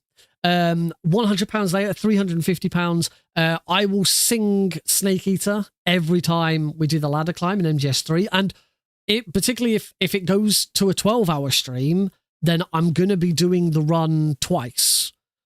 So if we can get to £350 before the end of the first one, I get to sing it twice, and I will do some other song requests as well. I can't think of exactly what other songs there might be, but I will let you guys are a creative bunch. I'm sure you could think of some stuff. So yes, other song requests I will take, but at the very least I will sing Snake Eater during every tower climb, every ladder climb, if we hit £350. At £500, you, my dear viewers, the community, get to decide what game I learn first in 2025. We've been talking for ages about different games that I could learn. Which Metal Gear game I'm going to learn next. Is it going to be Phantom Pain? Out of the three, Phantom Pain is the top of my list. Is it going to be Snake Eater 3D? Is it going to be Peace Walker? What about other games that aren't Metal Gear related? I know last week we talked about me going back to Crash Bandicoot from the Insane Trilogy.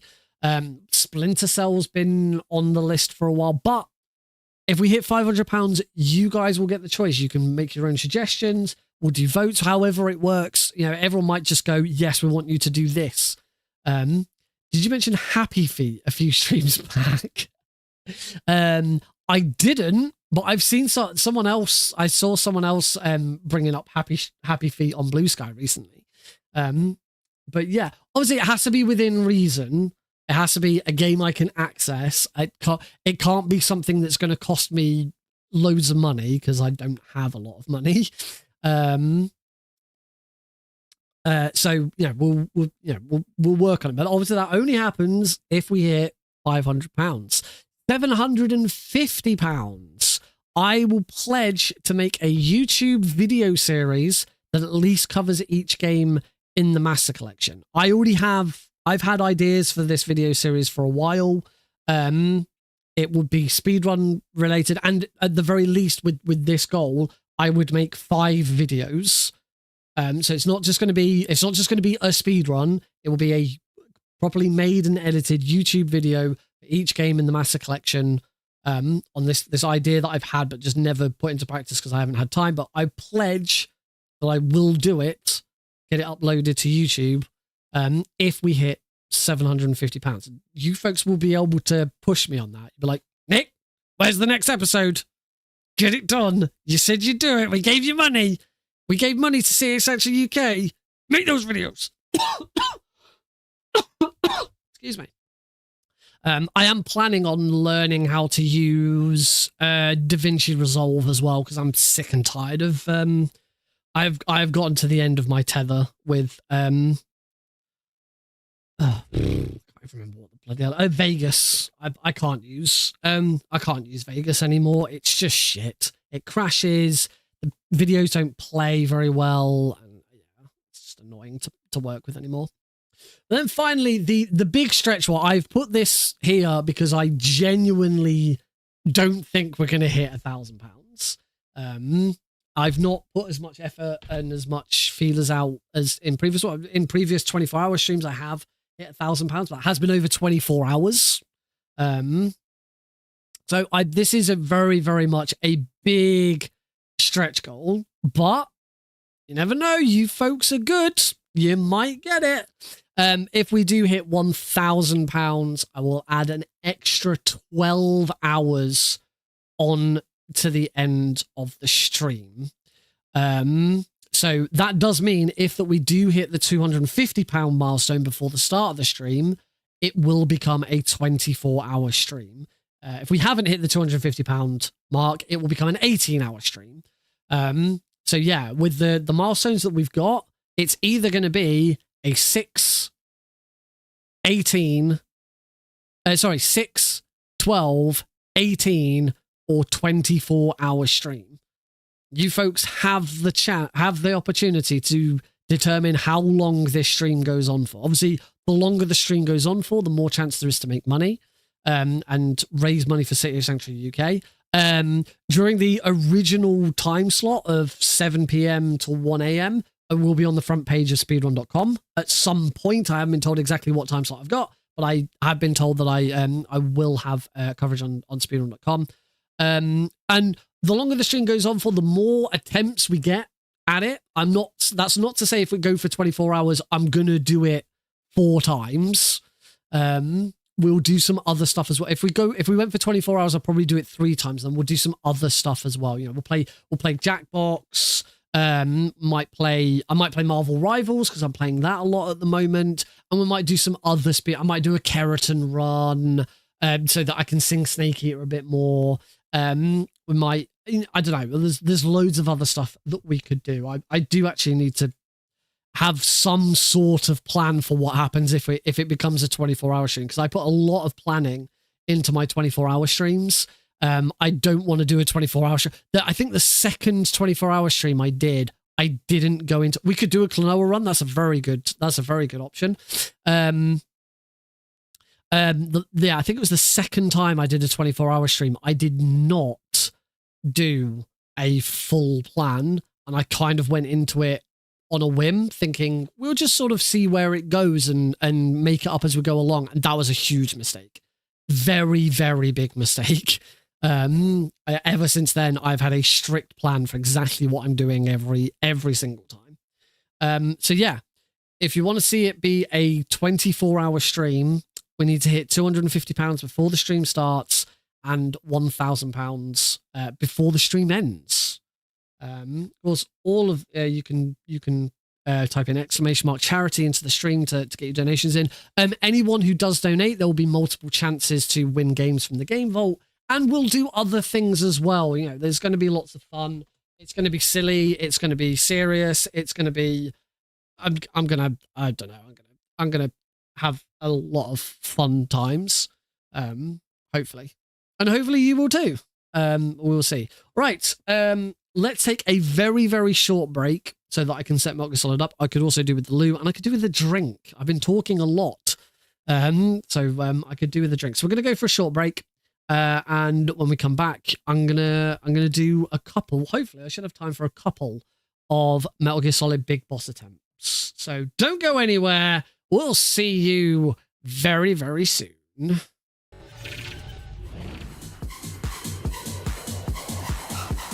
Kept you waiting, huh?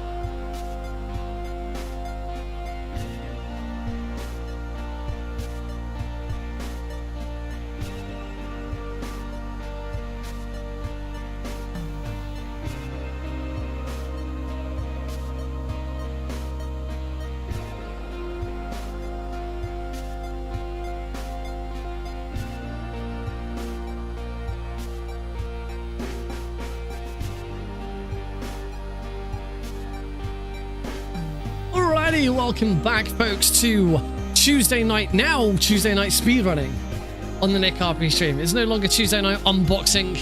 Well, moving on to play Metal Gear Solid 1 with some more Big Boss attempts. But first...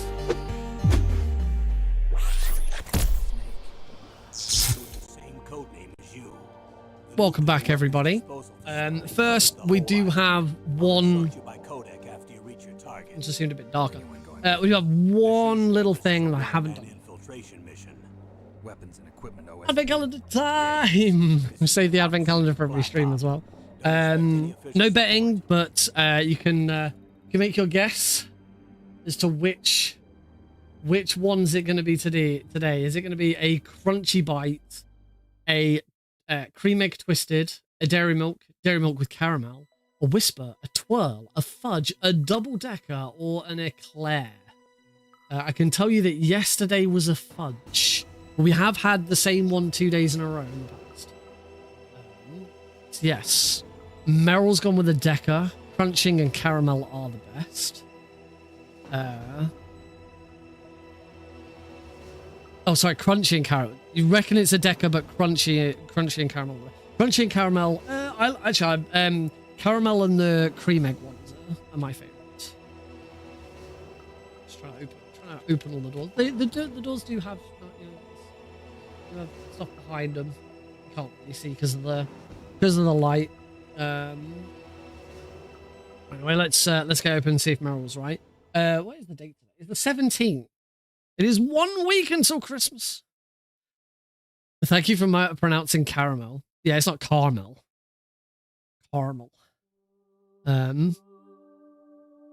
do have a bone to pick with the makers of Finny the Shark, which is a YouTube series from a YouTube channel called Super Simple, which Alex watches. We put it on for him. There's lots of nice songs. It's a rip-off of Baby Shark. It's a very good rip-off of Baby Shark. But they do some songs about colours. And Finny sees colours and sings about them, and then invites the audience to point out what color, so the blue verse is blue. I see something blue. Blue.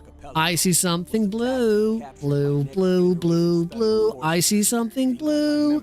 Find something blue. And then it shows just an image, and there's a load of blue stuff, and the baby is supposed to point out what. Obviously, Alex can't do that.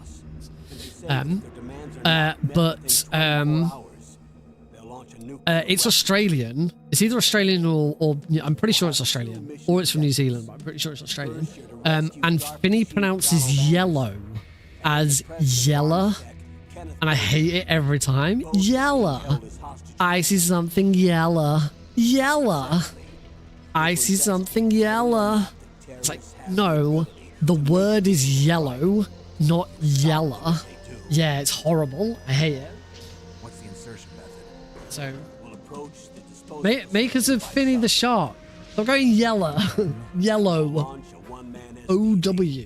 Anyway, 17th. I still haven't found the door yet. I haven't already opened it. Am I just blind?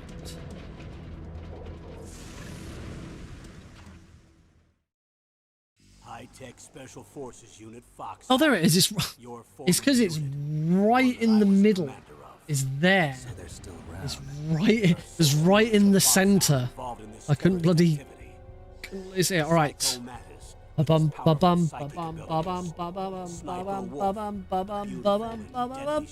It was a twirl. It was a twirl. It was a twirl. Da, da, da, da, da. Not many more to go. I like the Heroes Advent Calendar. The only one that I'm not a fan of in the Heroes Advent Calendar is Eclairs, because it's a big tough one, and I like chocolate. Cheers, everybody! I'll instruct you by codec after you reach your target. Anyone going with me? As usual, this is a one-man infiltration mission. Weapons and equipment OSP? Yes, this is a top-secret black op. Don't expect any officials.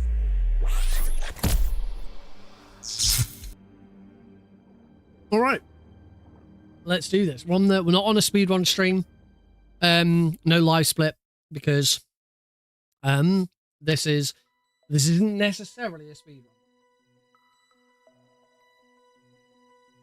This is more big boss attempts. Going out of our way to hold on to a bit more health, hopefully, to see if I can actually hit big boss rank. So the main difference is no boba skip, because the boba skip completely removes a huge chunk of health. We're gonna get straight into it. Not gonna worry about trying to do practice bits of stuff. Let's just get straight into it. Because at the rate we're going, with the time, I should have enough time to attempt this twice. We'll see how we get on. So, for those who don't know, the top rank in any Metal Gear game is usually called Big Boss. Unfortunately, you did miss the board game, but I will put the VOD on YouTube. So if you wanna type in, it was just the unboxing of it. Well, I didn't play the board game. Hopefully, I will play the board game on stream at some point. Oh, it is so nice. It is easily the best board game I've ever had. So, only sad thing is it's not the integral version, but I can't complain of what I've got. They call it rank 1 in general, and that's because of 3. Yes. I believe every other game the top rank is Big Boss. It's only MGS3 where the top rank is called Foxhound. I mean, Ground Zeroes, Peace Walker, some of those games don't have they have ratings. They have A, S, because they're individual missions rather than the whole game. I don't think they have like completion. I can't remember actually. They might have a final completion one. Survive does have ratings, but not a it has like a S to C ratings for individual missions, but there's no overall rank. Has a good ending and a bad ending, like Metal Gear Solid 1, but well, not like Metal Gear Solid 1. The bad ending just happens a bit earlier. It's a bit Survive's ending is a bit like Batman Arkham City. If you know Batman Arkham City, you'll know that there is a good ending and a bad ending, and it's just simply the bad ending is you make a choice to end the game early.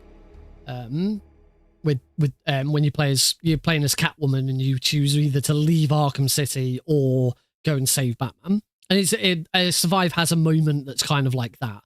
You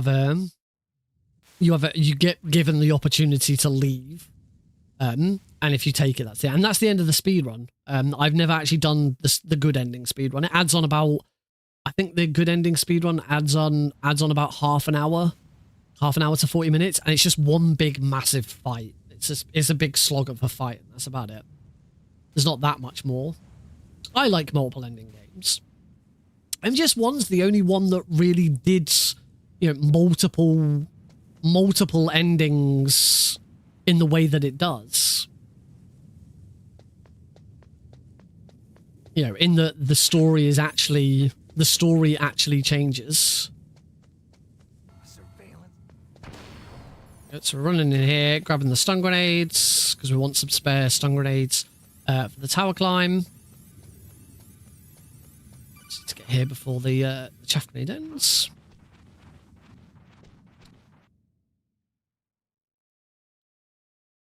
Yeah, Metal Gear Solid 1's isn't a very big multiple ending. The gameplay doesn't change.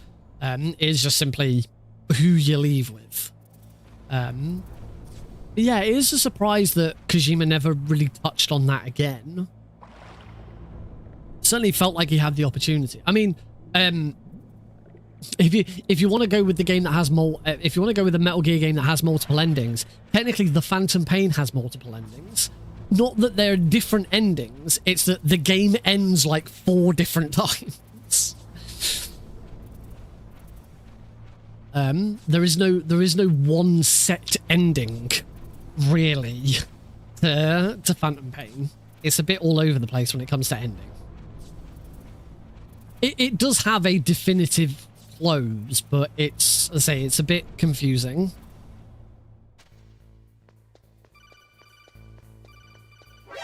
Oh.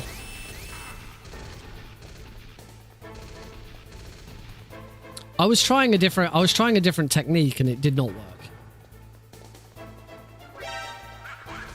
Oh, I think this is going to be a reset, isn't it? Because I'm going to die.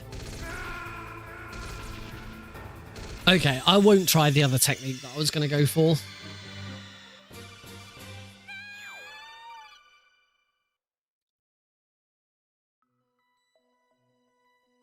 I think 2.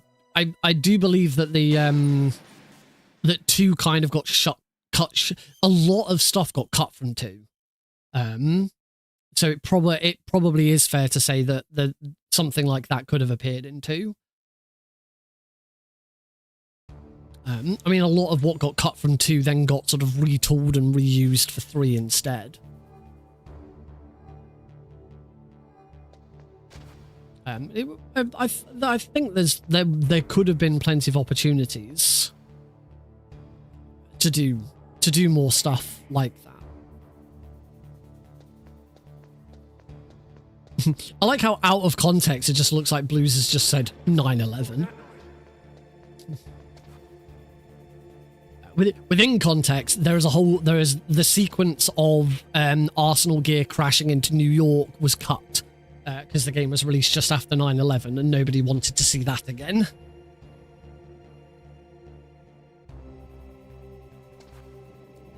Oh, I've never played it. The skateboarding section is just a demo of an actual skateboarding game. I think it's like called Adrenaline Inline or something like that.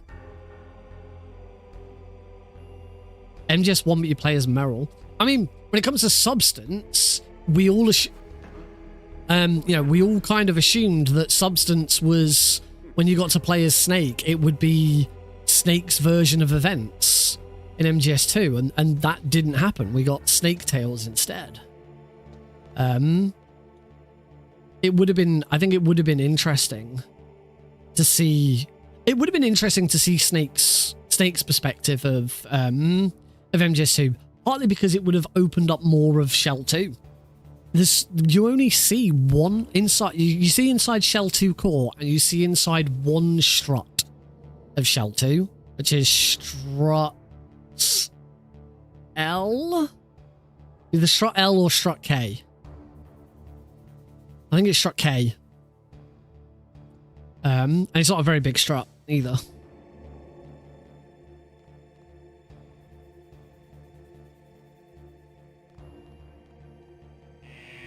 Yeah, you have kind of got to consider what Konami would have allowed and not allowed.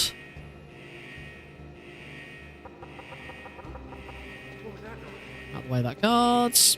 Right. Hopefully we can do this a bit better than last time.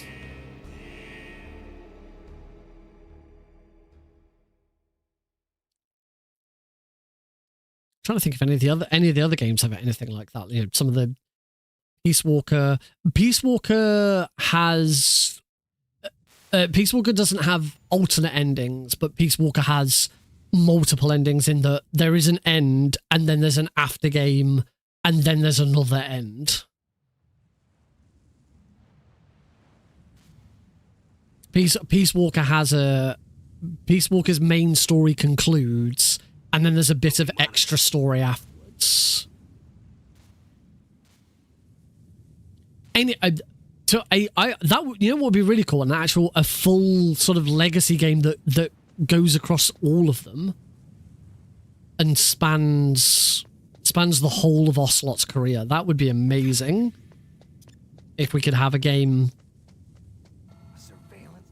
you know, in like Metal Gear Solid 4. It could be in different acts, and each different act is a different section of the timeline for Ocelot. I think the only problem with that is Ocelot doesn't actually get into that much action. All of Ocelot's stuff is backstory. You know, he's behind the scenes doing. It wouldn't make for a very interesting video game. It might make for an interesting film or TV series.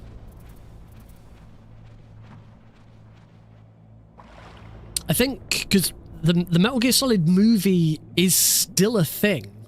It's still supposed to be coming out eventually. But we never hear any more news of it. Apparently it's still the story, the script is still being worked on. But I think if I had my way with it, I would want a Metal Gear Solid movie, and then you could do an Ocelot TV series, which follows Ocelot's story, and that would be pretty cool.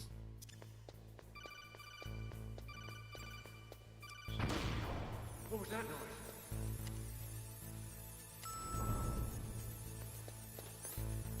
noise? Ooh, there's Crash Bandicoot in this game. Pretty sure that's a massive troll. I imagine the Metal Gear Solid movie is dead at this point. It's been so long. 1, 2, 3, 4, 6.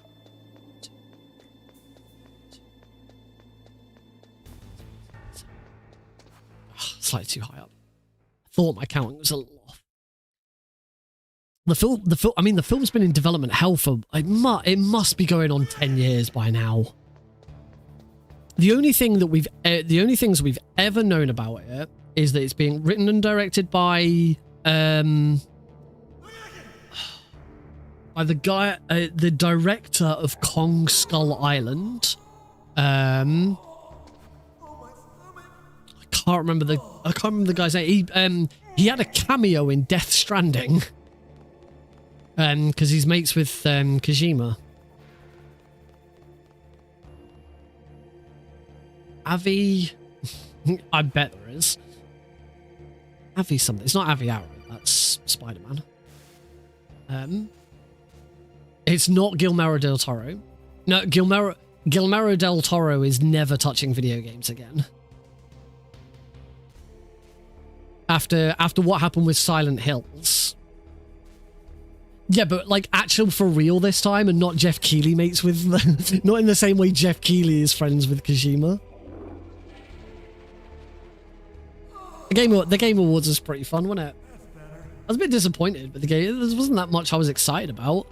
We were all really excited that we were told, well, with Silent Hills, Kojima made PT, the demo PT, which eventually people discovered was going to be the new Silent Hills, and was going to star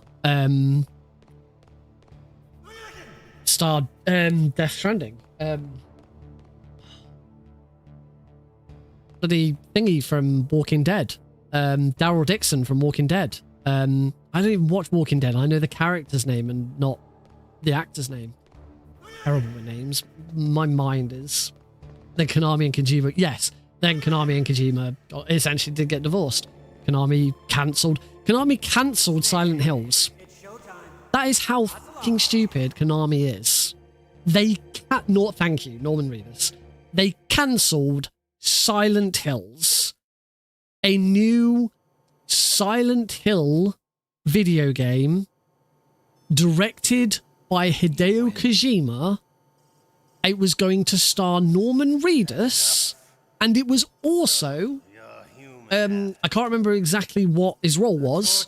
Guillermo del Toro was involved. I think Guillermo del Toro was also a producer on it as well. I'll have my fun with her. Like, that would have printed money. I hope you can still look at yourself in Like- the mirror, my friend. Like, who makes a decision to scrap that? Yeah, it was something like that. And as I say, following that, Guillermo del Toro then swore off video games. Said he's not gonna. He's attempted a few times to do something with video games. Yeah, Death Stranding printed money for Kojima Productions instead. He's attempted a couple of times to get into video games, and every time it's gone horribly wrong. So he said he's not bothering anymore. Obviously, he was in Death Stranding. He didn't do the voice. He was not the voice of his character. He was just the character model.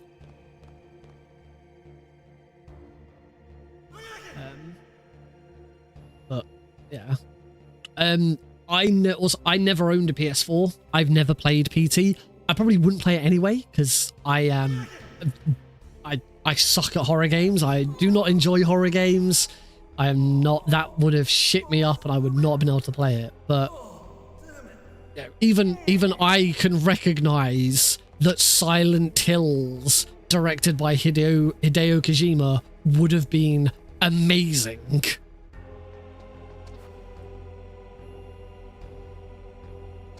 And yeah, when you've got something like PT, which was universally applauded, remember they're saying hands down the best horror game ever played. That is a very, very common opinion. Hey, I'm here. Where?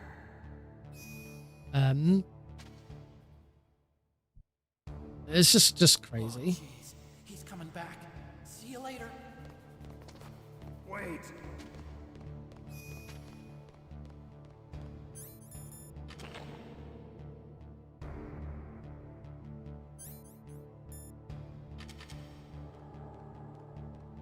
We're gonna kill Johnny. Yeah, as a result, Guillermo del Toro isn't interested in working in video games anymore. We don't know what's happening with the Metal Gear Solid movie. That still seems to be in development hell.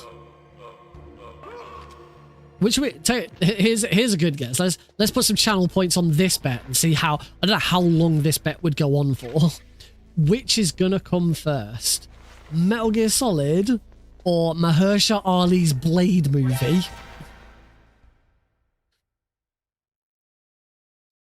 Which are we gonna get first? Oh, on the subject of Marvel, the only other thing we knew about the Metal Gear Solid movie is that Snake was going to be played by Oscar Isaac, who, among other things, played Moon Knight in the Moon Knight series, and was very good. I really do hope we get. I know Moon Knight was a little bit received mixed reviews, but Oscar Isaac knocked it out of the park with his performance in the very least. I really do hope we get more Moon Knight, because Oscar Isaac was fantastic. I really like Oscar Isaac. I've barely seen anything with him in. I've never watched Escape from New York. I really should. I really should watch it. I mean, it's a cult classic. But for those who don't know, the main character in Escape from New York is called Snake Plissken. He's the inspiration for Solid Snake. It was played by shit with names.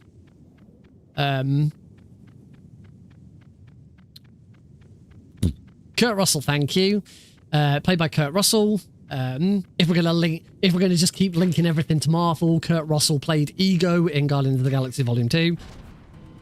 And yeah, Snake's likeness and the character of Snake is highly, I wouldn't say necessarily based on, but extremely inspired by Snake Plissken from Escape from New York. There was a sequel as well, Escape from Los Angeles. They are post-apocalyptic punk sort of movies. So I think Mad Max aesthetic. Right here for the God's turn.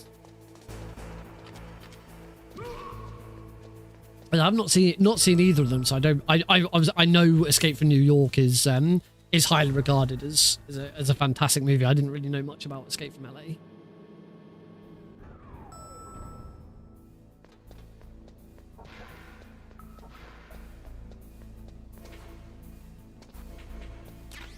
Okay, that was damn it.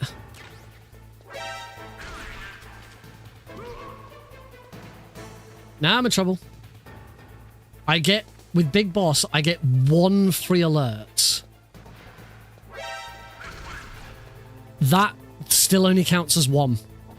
I'm fine. That's my free alert gone. But that still only counts as 1.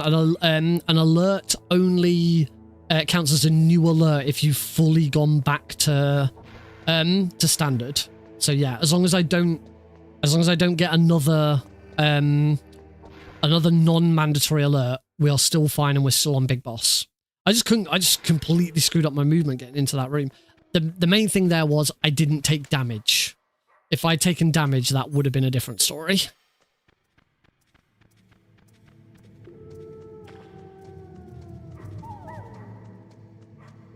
Because we are coming up to the big pain point.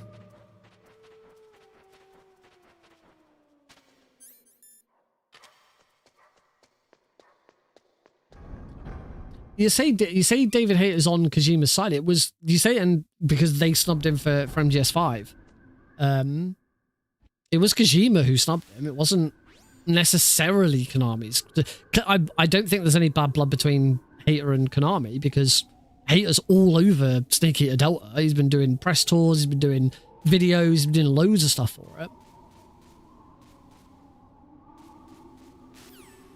Yeah. David Hayter is not an actor. He has done some acting, and he's a very, very good voice actor. But David Hayter does not have the acting skills to correctly portray Snake in live action.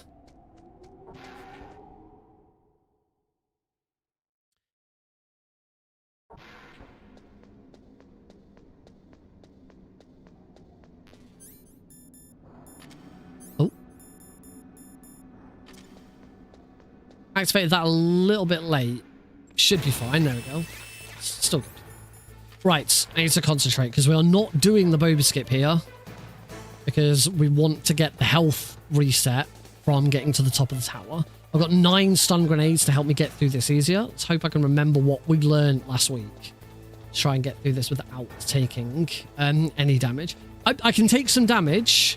I just don't want to use my ration, ideally.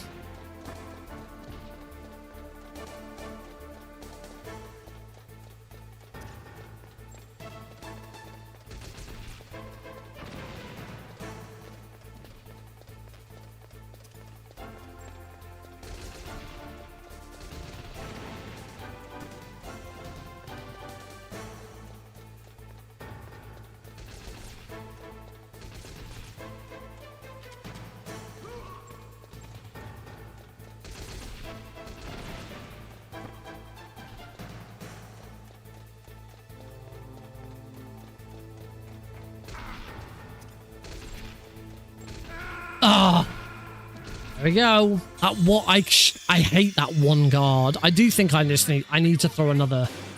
I need to throw another stun grenade.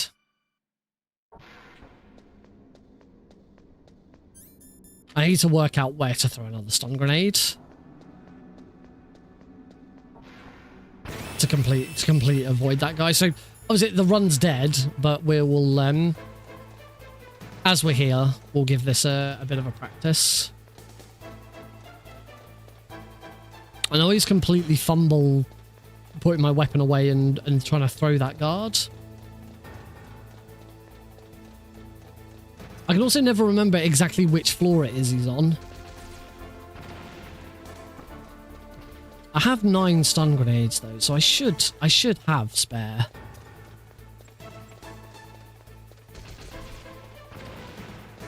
Very glad I didn't get shot by that guy.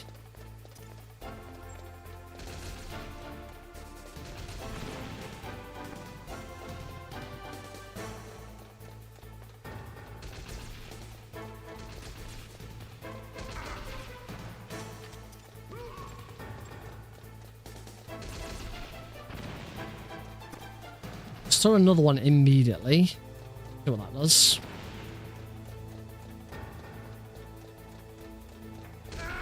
Oh. So immediately wasn't the right choice.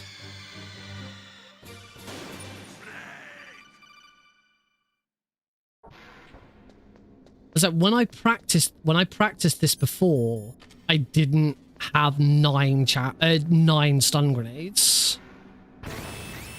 So we got a bit more room to maneuver now.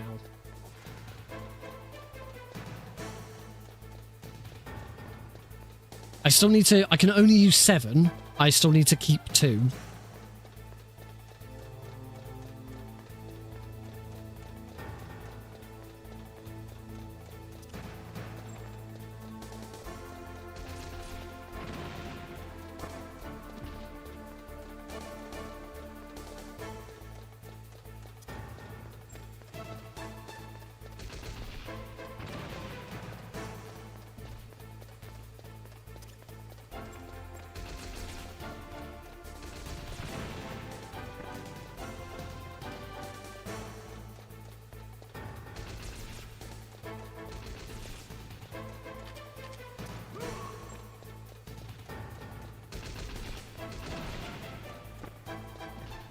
Let's throw now at the floor 17.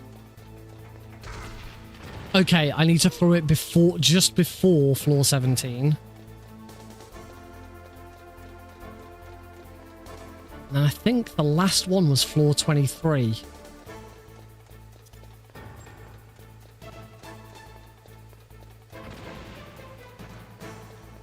Is floor 23 then that guard? Okay, but because I've thrown an extra grenades...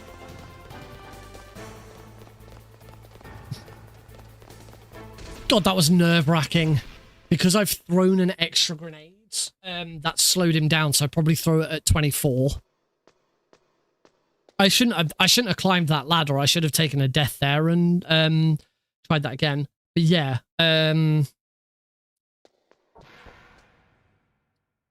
yeah, so throw a little bit earlier than 17. So just after leaving 16. Throw just after leaving floor 16. And then one more on 24 and we should be good. Now's a good time, though, to practice this as well. The main thing with it, so the reason for doing the rappel, not doing the boba skip, is that this moment right here, Snake gets all of his health back. And that is something we do not get with the boba skip.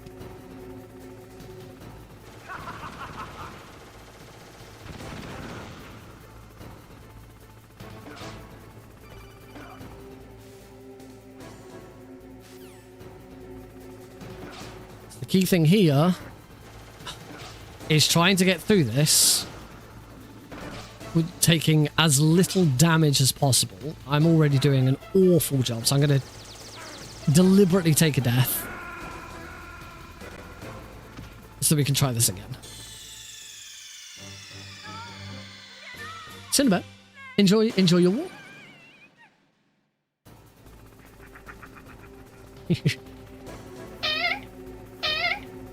Talking of taking animals for a walk, it's Eli.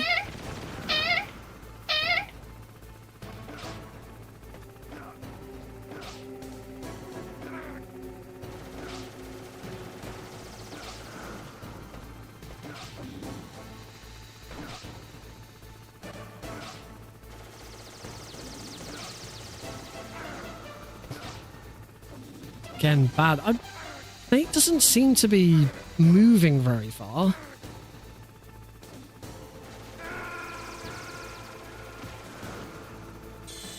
Like when I'm repelling, Snake doesn't seem to go down very far, and I'm sure I've seen him go down further before. I think he tends to move. He moves a lot more if you're going in a direction. When I was practicing it last week, I did get it right once. I took no damage at all.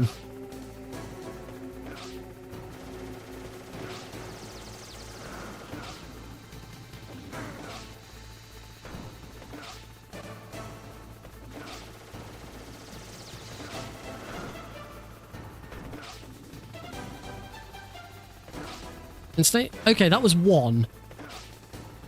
Certainly from there.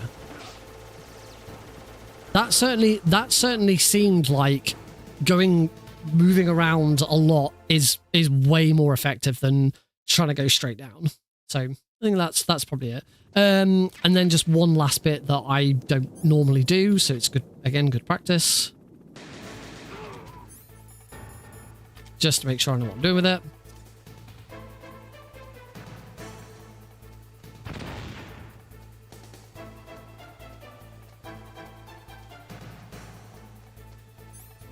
Yep, no problem.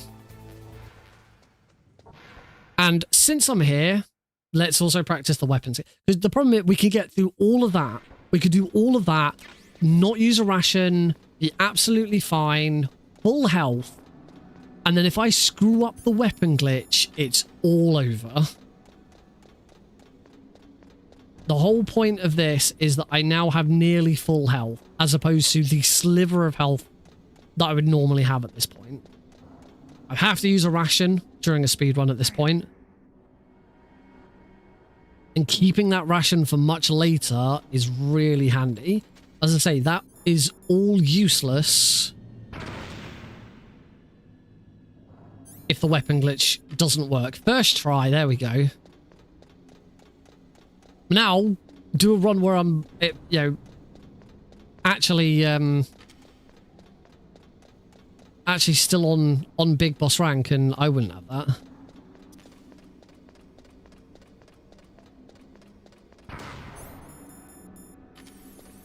You really can hold off on that chaff grenades until Snake's gone around the corner.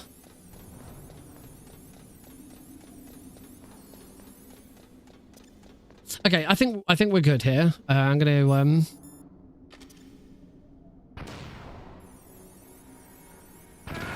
let's reset. Reset. Give it another go. There's no point. There's just a little point in continuing on. Cheers, everyone. Yeah. There's a lot of condensation on that can.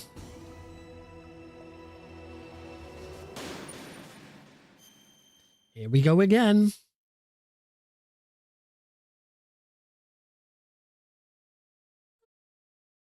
Let's use my sound.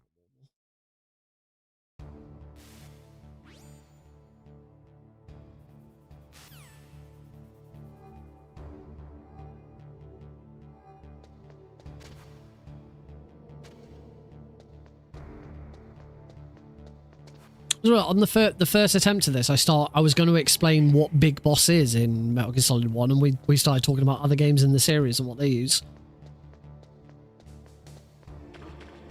What was that noise? So to go back to that conversation, for those who don't know, in Metal Gear Solid 1, Big Boss rank requires you to beat the game, I think, in less than 3 hours. It might be tighter than 3 hours. I can't remember exactly. There is a time limit, which isn't a problem for this because we speedrun it. You are required to have 0 saves, 0 continues. You can have a maximum of 4 alerts because if you're playing a proper all bosses run or a casual run where you're not doing the vent glitch and vent skip, there are 4 mandatory alerts. 0 save is wrong. You're not allowed to say. You're not allowed to save it. Is it? Is it only later games where it's unlimited save?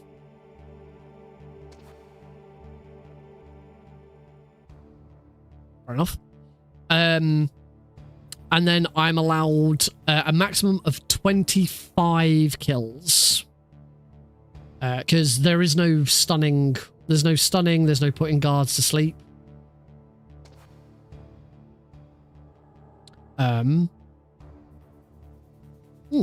That's, as I say, that's because that's pretty because I know that the other ones do impose a limit, and I didn't realize that Metal Gear Solid 1 doesn't. So wait, that's the solution. Save it. Save it, and then if I make a mistake, load a save. Presumably that's why they eventually removed, they went to a 0 limit in later games to stop people from doing that.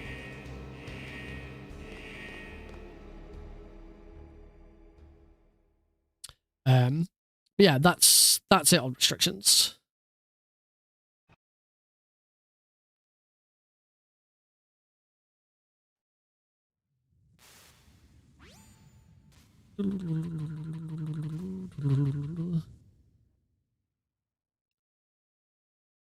Yeah.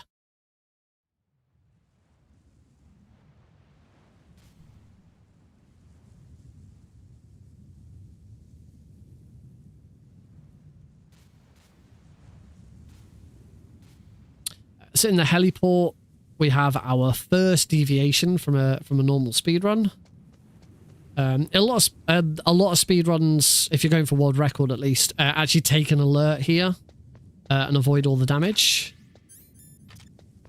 But we're going to do something slightly different, which is to use a chaff grenade to grab these extra stun grenades. We have 3 more stun grenades than we normally would have for the tower climb. And not take any alert at all. That gives us 1 free alert throughout the game. Because you're already allowed 4 alerts.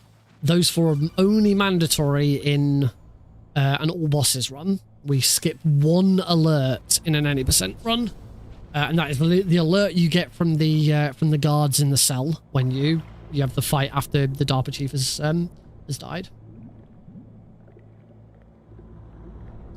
Yes, you can get Big Boss on the original Japanese. I don't know if the original Japanese is easy. I don't know if the difficulty, because the original Japanese version doesn't have difficulty levels. There is just one difficulty level. But I don't know if that difficulty is the same as easy. Is it the same as easy though? Does it match up 1-to-1?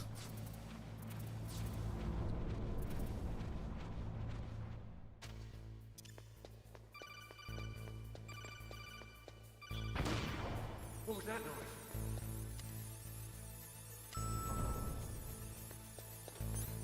That was a much better throw of that chaff grenade. And yes, it counts for the trophy. Because I think the original Japanese version's available on the Master Collection. I actually have no idea. I mean, I can easily 1, 2, 3, 4, 6, 2.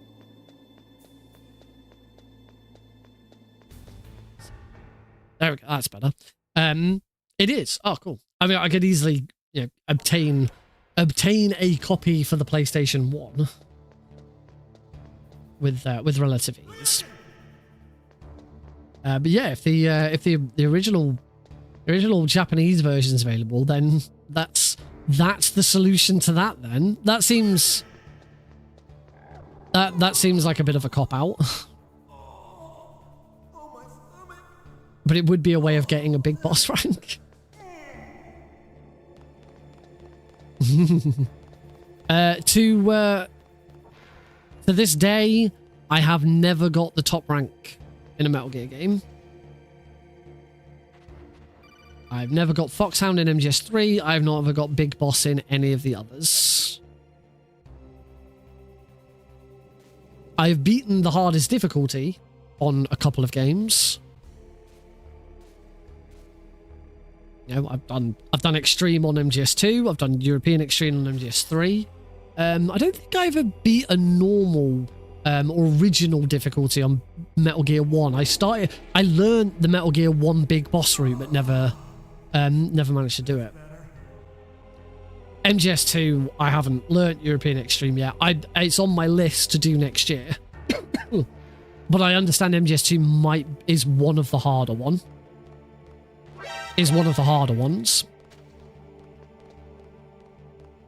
Metal Gear Big Boss is a pain in the arse. Clearly.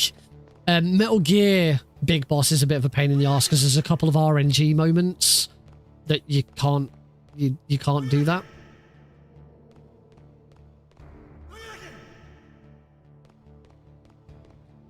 trying to think of other I don't think Portable Ops doesn't have difficulties. No, no, it's a lie. Portable Ops does have difficulties, but I can't remember exactly what they are. Snake, it's showtime. I probably haven't beaten it on the hardest difficulty. I think there's only 2 difficulties. I'm pretty sure Portable Ops does.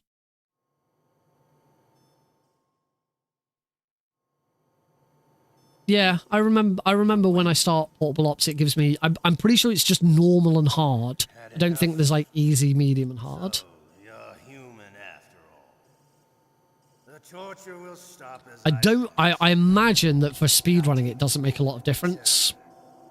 There are a few games in the series where there are difficulty levels, but they're not separated on speedrun.com because they make such a minimal difference. Ground Zeroes is an example of that. Ground Zeroes, every single mission can be done on normal or hard, and there is no hard speedrun because it's the same. All hard does. Oh, there is a Foxhound rank on Portable Ops then. Oh, whoops, that's my bad. I pushed L1 and R1 at the same time because I was messing about. Oh, is there an extreme for Portable Ops if you then complete it? If I had my Vita on me, I'd check, but I don't really.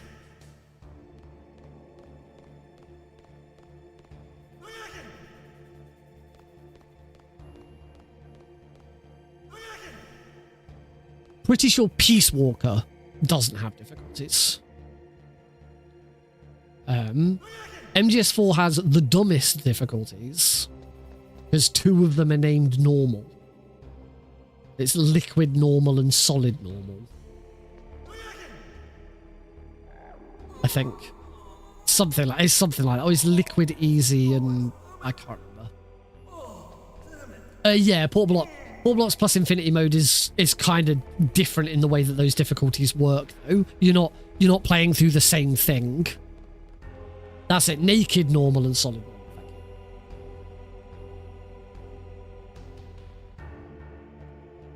Yeah, Ops Plus. The way Ops Plus's Infinity missions work is you choose which difficulty you want to do for the mission, and the idea in a single playthrough, you would do every single difficulty. Because that's the idea. It's mission based. Oh, jeez. He's coming back. See you I've played a fair bit of both. The difficulty with the Vita is there's an analog patch that works for Portable Ops and Peace Walker on the Vita. For some reason, it doesn't work on Portable Ops Plus. Don't know why.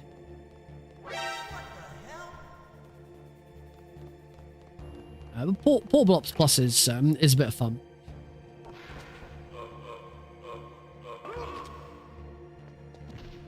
I own an original UMD of Portable Ops Plus. I remember Portable Ops Plus was like one of the last times where I didn't know a Metal Gear game was coming out. It was like sort of the last period in my life where I wasn't on top of, I was still quite naive and I wasn't like on top of every game release and stuff.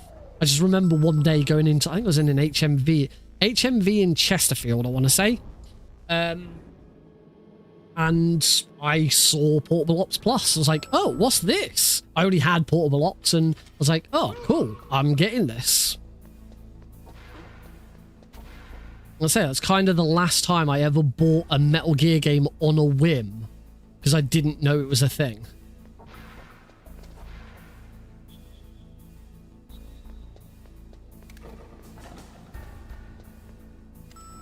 It is a shame. It's a shame there was never a dedicated Vita Metal Gear.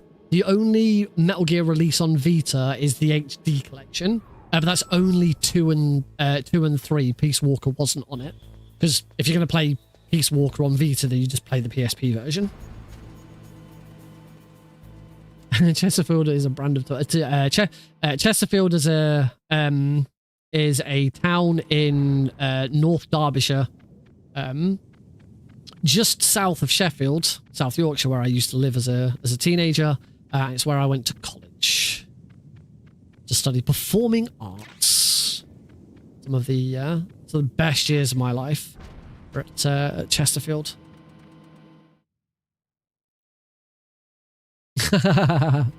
That's pretty dumb.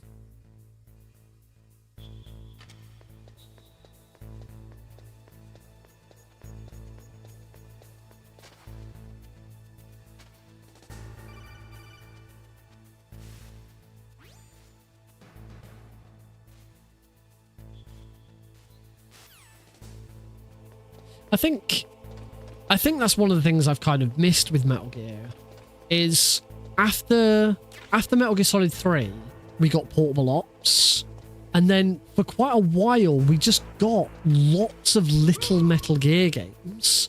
You know, obviously we got the big hits, but we got portable ops, and we got portable ops plus, and we got Acid, and we got Acid 2. And then we got and we got all these little extra Metal Gear games. Yeah, there's the mobile game and the mobile Acid games, and then that just fizzled out. We got nothing. Yay, managed to get through here without getting spotted this time. That's nice. Messing that up. Ooh.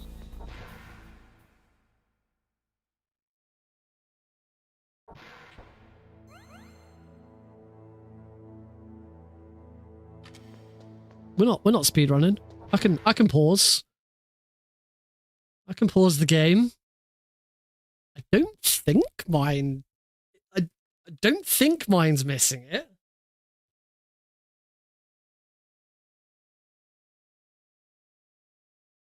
No. 12 rating on the side of the box. I do not have a I do not have a non-age rated lots.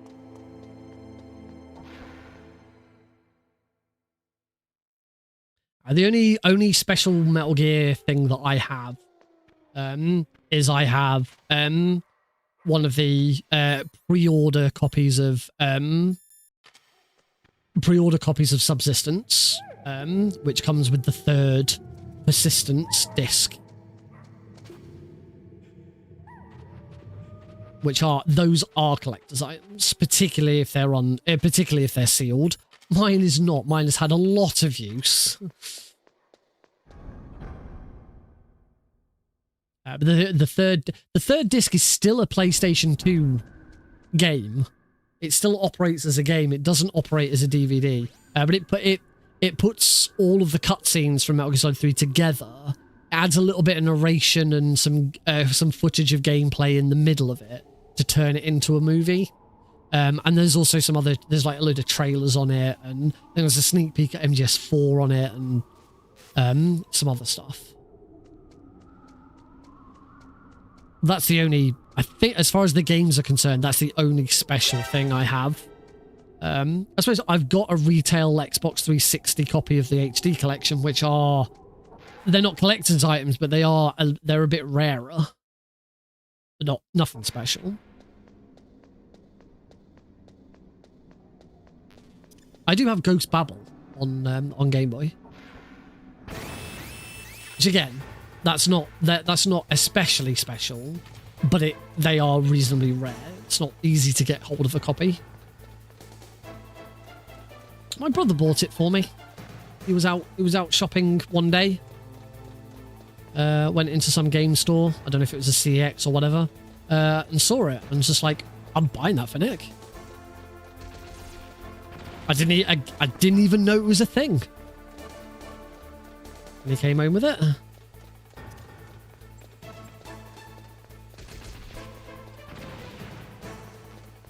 Oh, that's interesting. Come on. Remember what I did. It's going to be another guard. I'm going to try and... Excellent.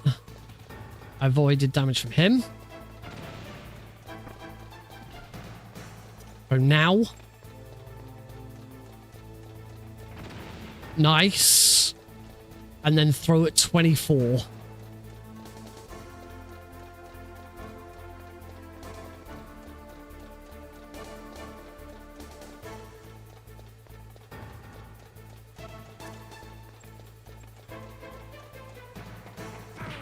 Oh, okay. 24 was slightly too late. I only got punched by him.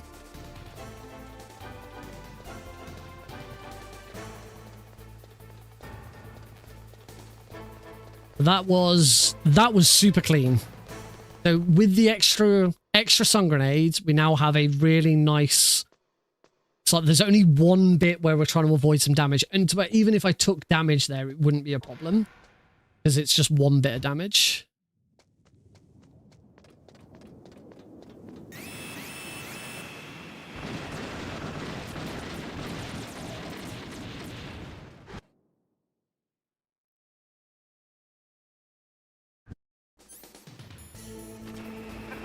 Right, from that, it's now go time. We're going to try and get down here taking as little damage as possible, and then we've got the weapon glitch. This is where hopefully we can save some health to make this a lot more feasible.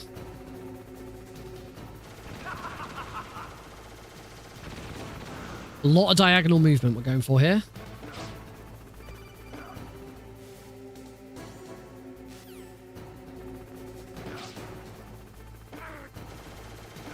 Good start. Wow.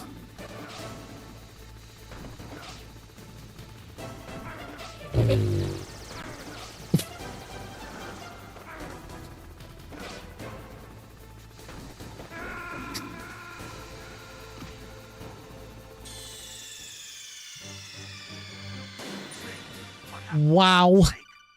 That was fucking awful. That was bloody atrocious. That was the worst, possibly the worst tower descent I've ever attempted.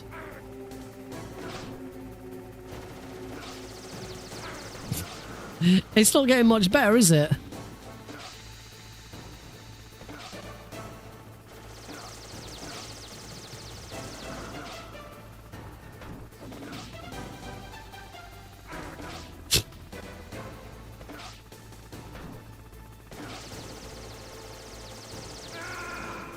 Kind of what again I wanted to take. I might as well try and get some practice in.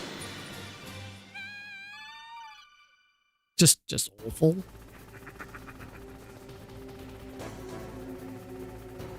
I mean, at least we've now got up until this point.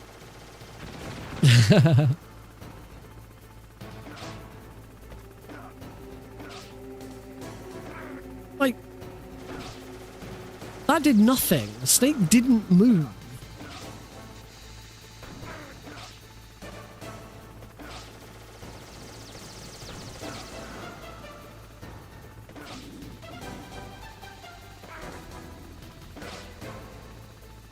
I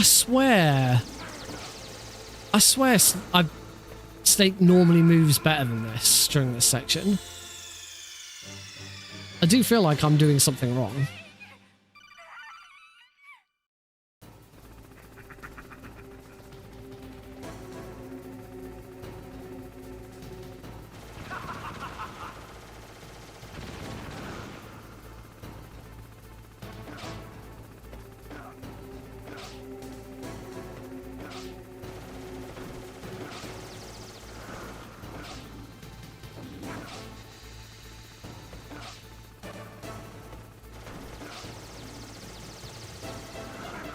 Oh, snake. Ow.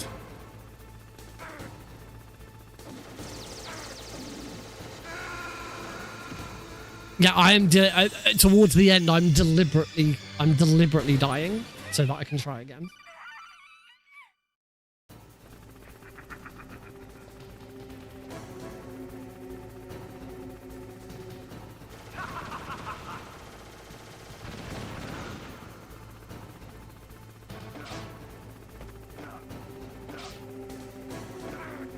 So there, snake just didn't go down.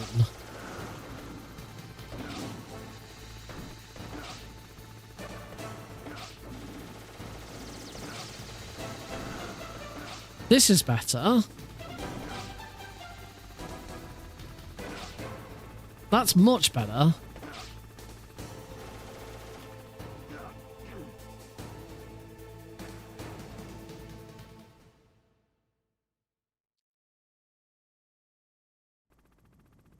All right.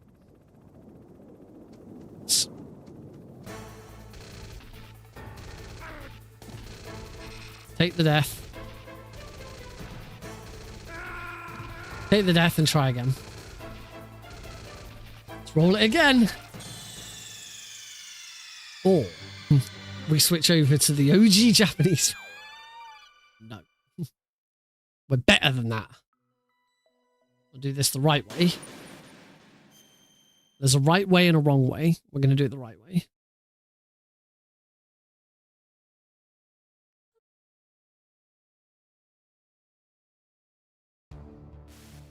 Nope. Never. On any game in the series. Never done it. I've beaten the hardest difficulty on a few games, but never actually got... You're probably right, actually.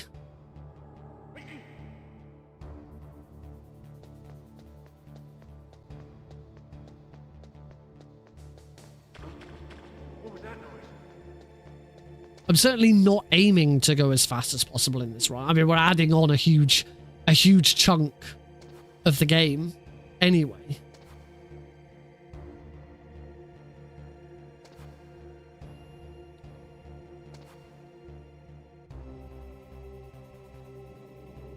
Avoiding the boba skip to give me that big health increase to help me get through the rest of the game. The main issue at the moment is the elevator fight.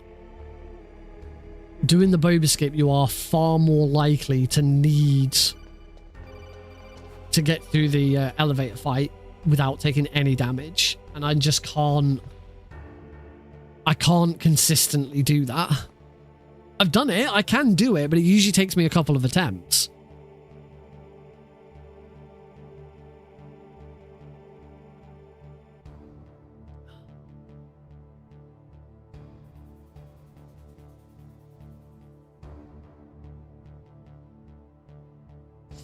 If I don't do it soon, I don't think I will. Oh, sugar. I'm doing that again. Stop playing around with leaning. I keep accidentally pausing the game. So, the only reason I'm really pushing for it at the moment is because this is the most amount of time I've spent playing Extreme. The only other thing that I could do is I could probably do this on the original PC version, because that has GME and does not you don't use the weapon glitch in that one, so it's a hell of a lot safer. But again, that feels like cheating now. The other option is to play on emulator and just use save states, because then if I ever make a mistake, I can just load a save state again. That's also cheating. Technically, this is cheating anyway because we're using the vent glitch, but I kind of feel like the run's still it's still a legitimate speed run. Yeah, I did learn this originally on emulator, so that I could practice and use save states. Emulating MGS1 is still the best way of playing the game. The Master Collection's great, but if you really want the best experience, emulation is still the better version. Duck Station's so good now. And the other nice thing is that the advancements made in Duck Station really, you saw lots of other emulators sort of go in the similar direction. PCSXE2 now is so much better as well, because they've gone down the Duck Station route. Similar UI and all of that. Emulation's really come a long way this year. The biggest one is PS4 emulation has just been incredible. I've got shad-based PS4. Unfortunately, I don't have access to any PS4 games. But for me, the one game that I want to play on PS4 is Bloodborne. It is my number one game I want to play, but I just cannot. I cannot justify buying a PlayStation 4 just to play Bloodborne.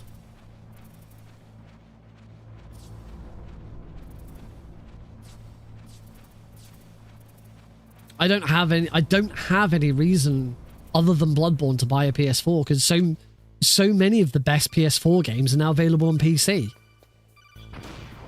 What was that noise? I've already played Spider-Man. I've got Spider-Man and I've got Miles Morales on PC. Spider-Man was the only other PS4 game I was really, really eager to play. I'm sure eventually I will get a PS4. When the price comes right down, I'll likely get a PS4 eventually. Just to say that I've got one.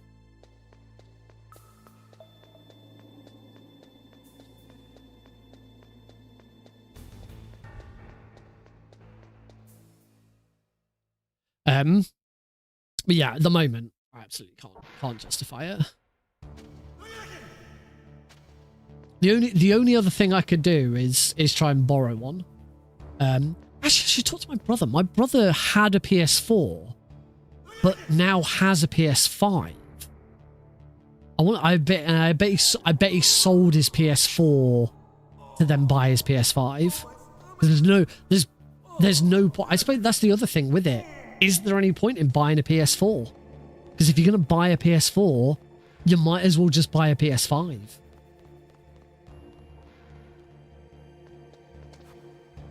Yeah. If I'm willing to put down money for a PS4 to play a single game, I'd be much better off just buying a PS5. But not a PS5 Pro.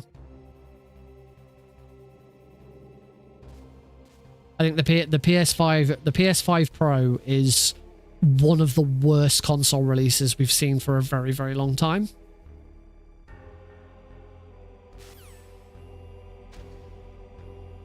It is very sad.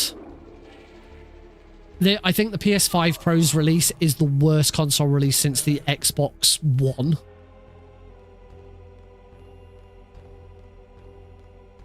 Because the Xbox One was a very, very sad and sorry release. No disc tray, like an absolute joke of an upgrade, and the price of the upgrade is just not worth it. Like the videos that they showed showing the graphical enhancements that you get with it, and it's like, oh yeah, if you look right off in the distance, there's some textures which are slightly less jagged. It's like it was just pathetic. It was so poor. And you're still in a position with games. I believe you're still in a position on PS5 with some games where you still have to choose, or on PS5 Pro, you still have to choose between performance mode and You win. performance mode and display mode, graphics mode. I don't know.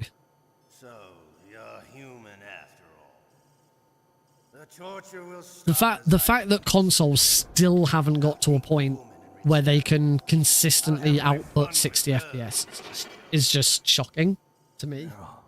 I hope you can There still really look should be no yourself in excuse the mirror, for it my now. friend.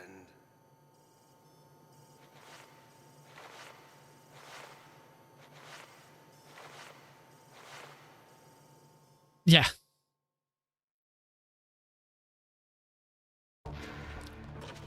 Because like I said, if I had a PS5, I would absolutely play every game in performance mode. I would much rather play a game in, because the other thing is I don't have a 4K. I do have a 4K TV. I have a 4K TV downstairs. The main monitor that I play on my PC is only 1440. I do have a 4K TV, but I don't play many games on my 4K TV. I play most of my games on my PC. Occasionally, I do have my Switch hooked up to it. Occasionally, I'll take my Xbox Series S downstairs.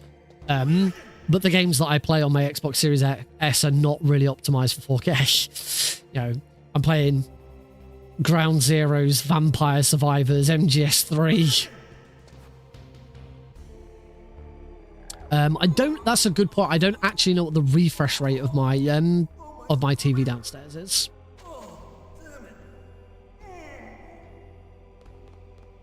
But for any game ever, I would much rather have a higher frame rate than better graphics.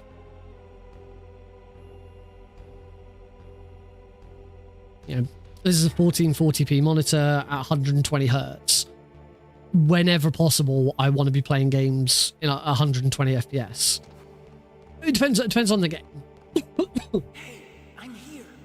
Marvel Rivals, I want a nice solid. I should check actually. Should check what I'm currently getting out of Marvel Rivals. I haven't really looked into settings and stuff. Coming back. See you later. Yeah, for Marvel Rivals, I want the best FPS I can get. You know, for League of Legends, I always aimed for the best frame rate because frames matter in those games. For Metal Gear Solid 1, 30 FPS, no, 60 FPS.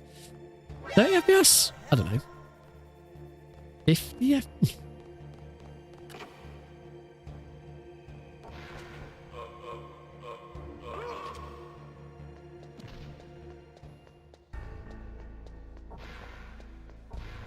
Yeah, MGS4 was bad. I am really looking forward to Master Collection Volume 2, so that we finally get, you know, the definitive version of Metal Gear Solid 4. We get Metal Gear Solid 4 running on a machine that can actually handle Metal Gear Solid 4.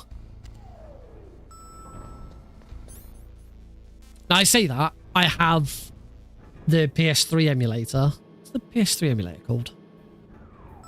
RPCS3, I think it's called. And I do have MGS4 on my computer. The only thing with it is it's a bit awkward with shaders. Having to like install shaders constantly is a bit of a pain in the ass. Oh yeah. Oh, the PS3 is awful for playing MGS3. It used to be when I first started speedrunning. PS3 was the only way to get a decent experience out of MGS3. It was the best way to play MGS3.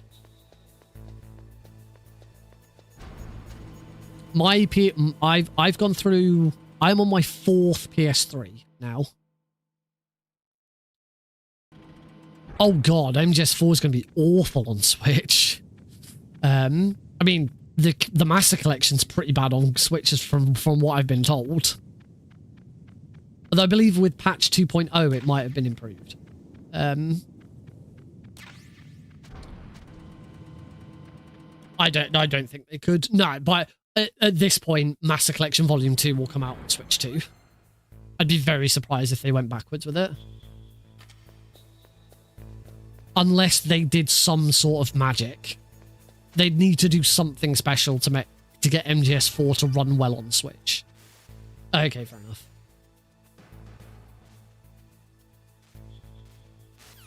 Master Collection is one of the only releases that I really haven't looked at other releases of. I have a lot of games, multiple versions of games.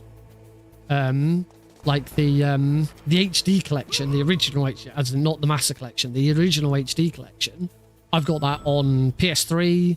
I believe I have the digital version on Xbox 360 and a physical version on Xbox 360. I've got the Vita version, and now I have the Master Collection.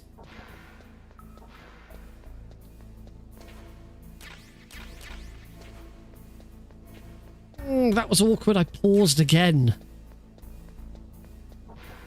Just kept getting caught on that door frame. Yeah.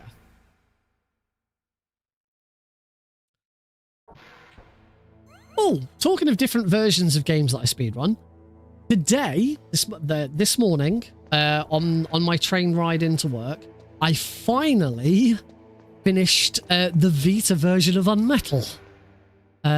I reinstalled it. It hadn't been working on my Vita for ages. It wouldn't launch. So I reinstalled it and then discovered that there was some patch that I also needed to get it to run. Because there is no digital version of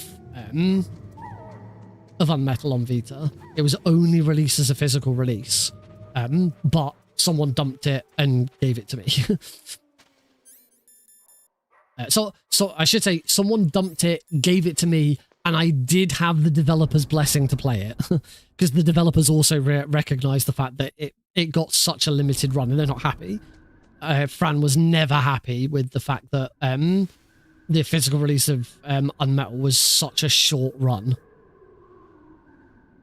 So I did actually, when I got given the ROM of Unmetal, I went to Jack Lafier and said, "Look, I've been given a dump of the cartridge to install on my Vita. I do want to stream it and speedrun it, but I recognise the fact that I am playing a pirated copy of your game, of yours and Fran's game."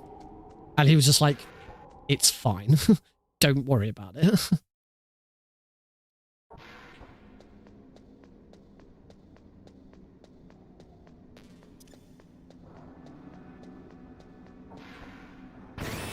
It's an interesting version. For the most part, every single speedrun trick still works. There's a couple of issues with some of them. You have to either be a lot faster or a bit careful with buttons, because there's not as many buttons.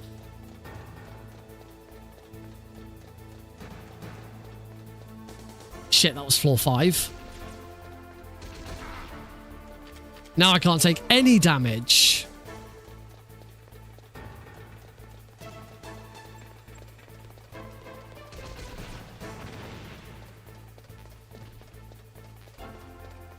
Well, I've officially turned this into hard mode. Because there is one guard. It's this guard here. I now have to make sure I... That was interesting.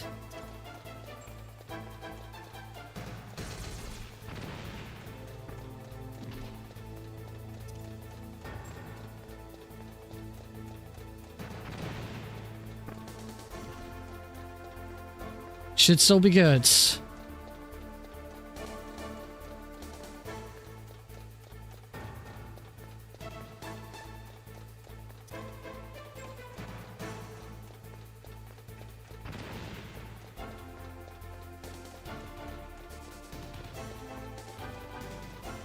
As long as I don't suddenly get shot by this guy.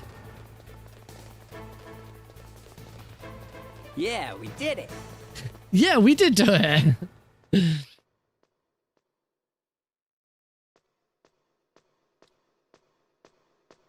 The only major speedrunning issue with that I need to do some more tests just to be sure. The only major speedrunning issue I found so far with the Vita version of Unmetal, the minefield skip in chapter 4 is doable. I did it on my first attempt. I had to work it out. I died loads of times, but I got through it. But it doesn't seem to save. I went back and reloaded the same save and the mines were in a different location. And that's a problem for speedrunning. Right. Come on. I do not have a Steam Deck. I'd love one, but I do not have one.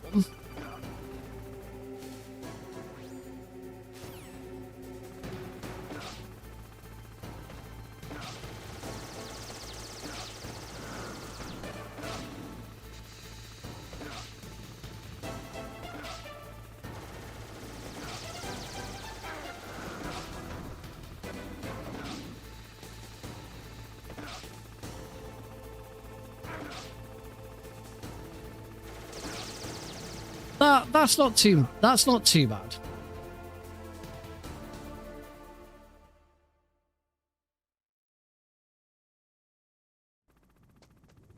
You say you're better off buying a PC for the price of it. There's one big problem with that. You can't play a PC anywhere.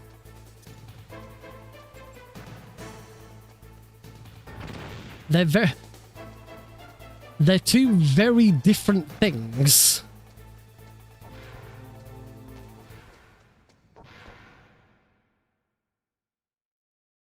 Yeah. It's a much bigger screen than the Switch. I love my Vita. Absolutely adore it. One of the best consoles I have.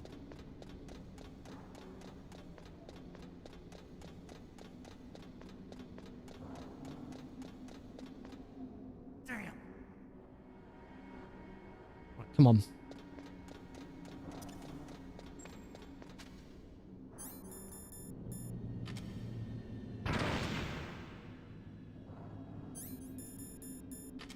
Yes.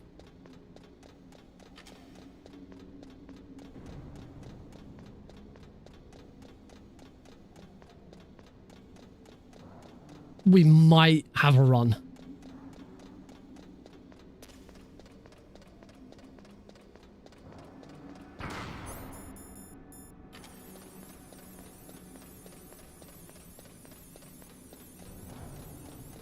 I'm still going to need to use my ration.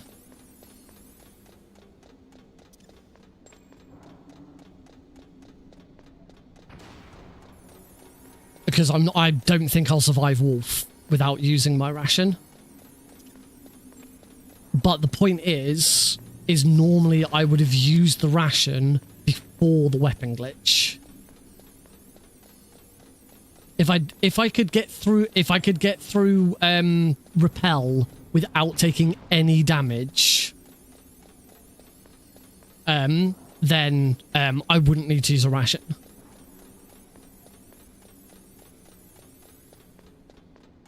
So you know what?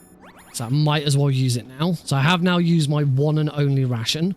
That's we talked about the restrictions on Big Boss. That is the only other restriction on Big Boss. You are only allowed to use one ration.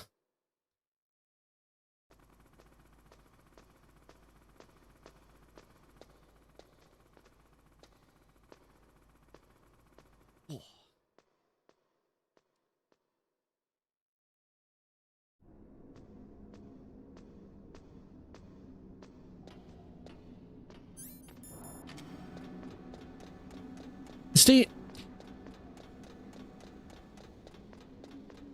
Steam Deck's one of those things where I'd love one as a gift. I'm not convinced I got all of them. I didn't think I'd got all of them. I'd love one as a gift, but I wouldn't go out of my way to get one.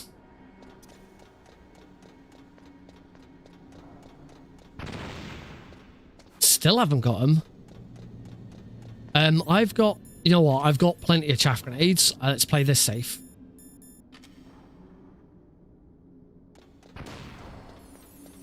Yeah, when the price comes down, absolutely.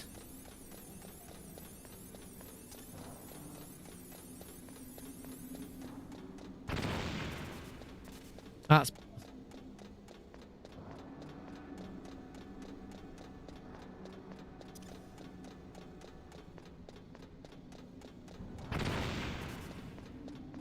so Heidi bought me my Switch for Christmas one year.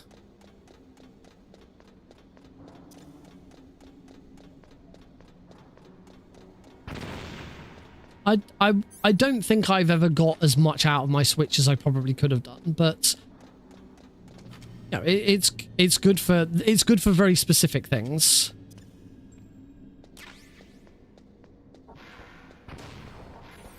This should be fine. I'm not going to get shot by this camera.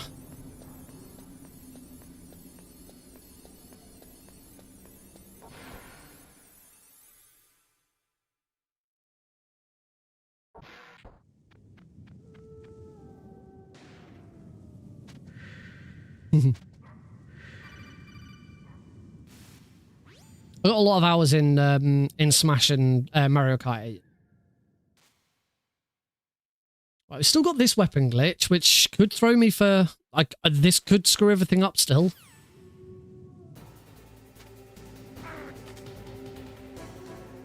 I tend to be better at that weapon glitch. So there we go. We are now out the other end, and I have so much more health.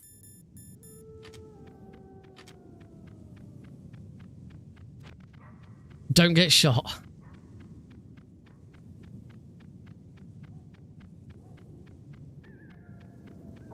Right, now that we are out the other end, it's time to start.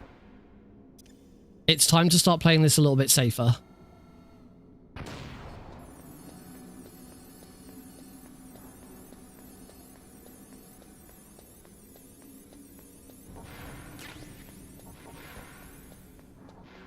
I would very much like to get this done.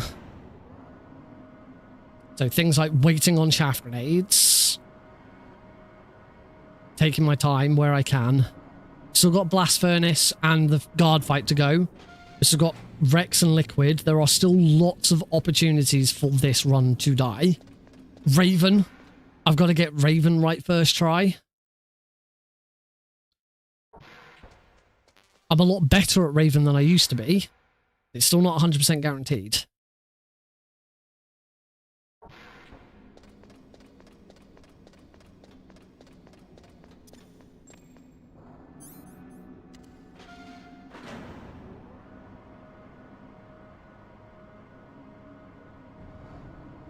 I don't think it's advertised to say it can run any game on Steam, because they specifically have games that are Steam Deck verified.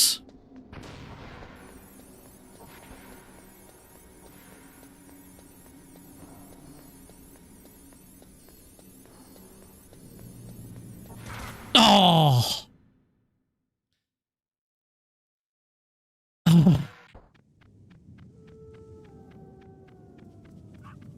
That's a big oof.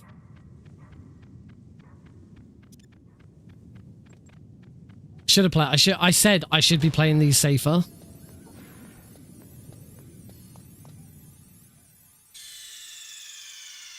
The Blast Furnace, I don't really have a lot of options. I kind of have to just run this as you would normally.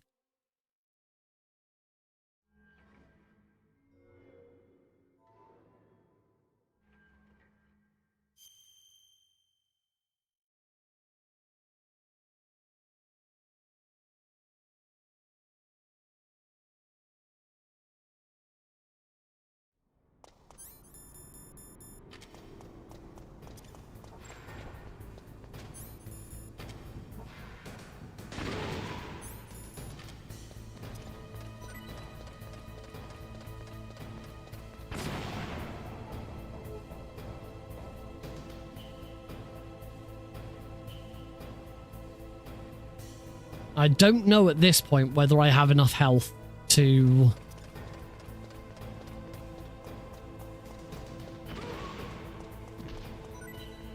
I don't know if I have enough health to take one hit or not. I might have just a sliver enough health.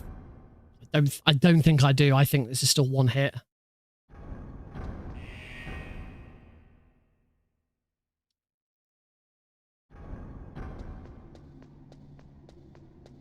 There's no point in taking it. If I get it, then the run... If I get it, if I have to use it, the run's dead.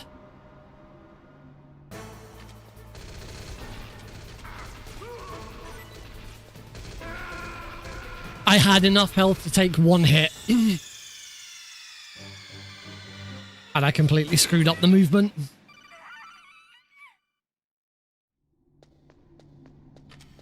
Yeah. My first move was all over the place.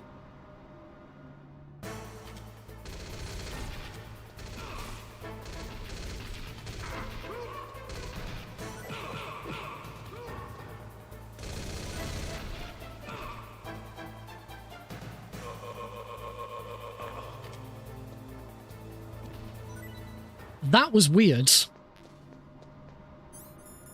That was weird and unexpected.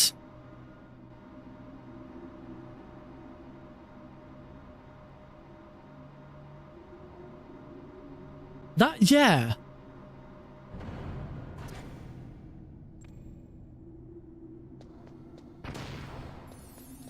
the run's over, obviously, but and I haven't got time now to start another run. So let's keep going and see how close I can get. If I can do the rest of it and we finish with 1 death, that's pretty good. That one death is the closest I have ever had. Yeah, I need to stop getting shot by those bloody cameras. I knew the moment I got in the elevator that I'd not thrown that chaff grenade, right? Small boss. Snake. What I should have done, I shouldn't have tried to throw it in the elevator. I should have just waited until we got to the bottom of the elevator, thrown it near the door and waited. I said that I should be taking all of this better. Oh yeah, the run died.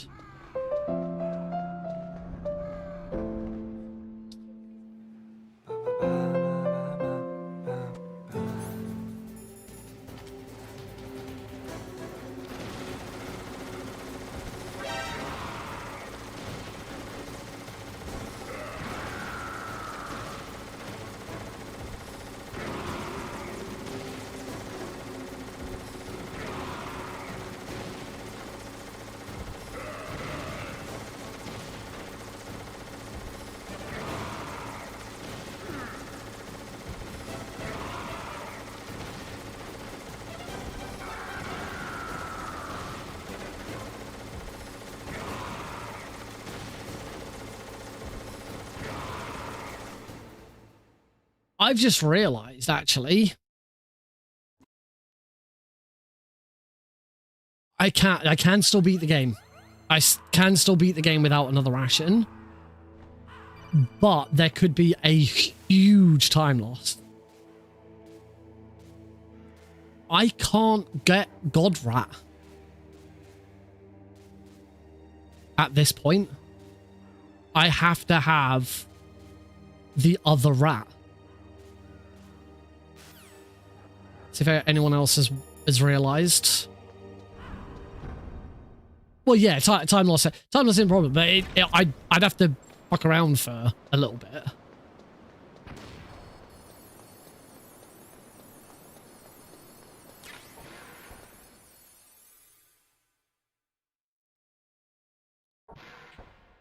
But yeah, with just that sliver of health left, I can't go into the drainage ditch to get the PAL key.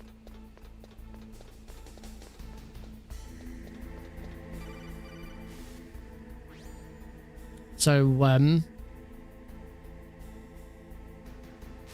yeah, I just gotta head over to that side. Yeah, I've got to head over to that side and either hope that he's there, or just wait for him to turn up. I'd not considered that before.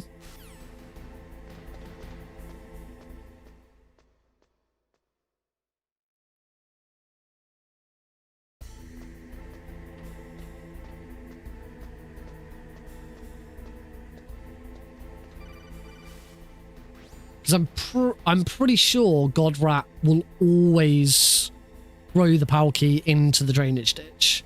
I don't think it'll ever land in Twin Snakes. It can stay on the platform.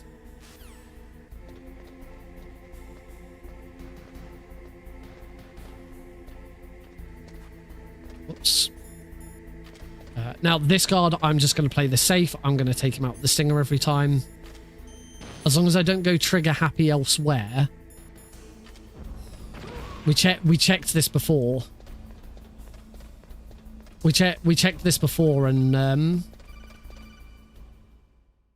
well, I finished the run with 24 kills, I think it was. There is still one other thing.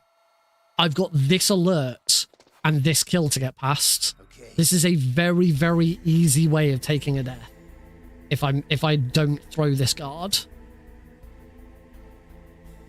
There's so many ways this run can just die.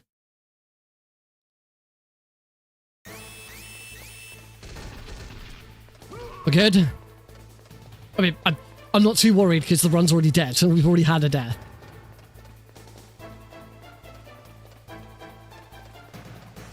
But having everything bar one death, that's still going to be the closest I've ever done.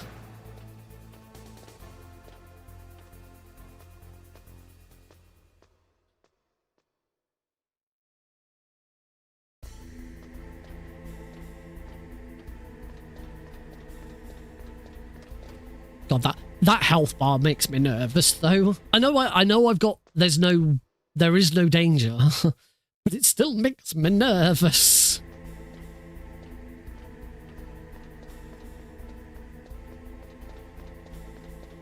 I'm still gonna check to see if it's not there. That's good.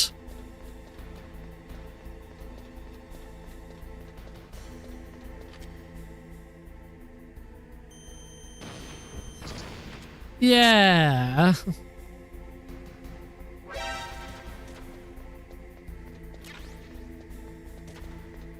I don't like that gun turret. I never know where that gun turret can go.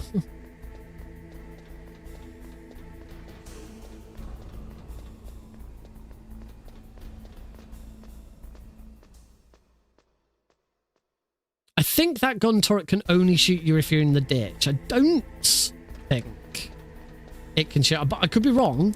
I don't think it can shoot you outside of the ditch. You might be able to shoot you on the stairs. I don't know, but I also don't want to test it. I don't need to go anywhere near it again now, so it should be fine. It's going to be so bittersweet if I do now manage this.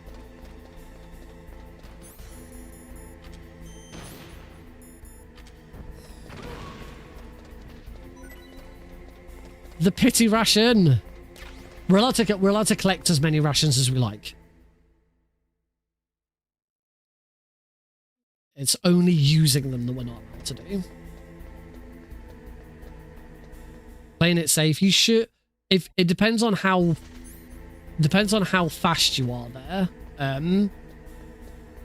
But depending on how fast you are getting to the console, that alert can count against you. You won't get the full alert, but it can count against you.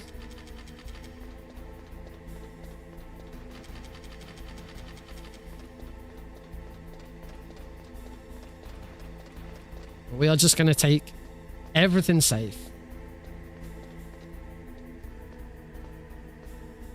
It'll be bittersweet, but I will still be happy if I've got a score screen that shows everything but a single death.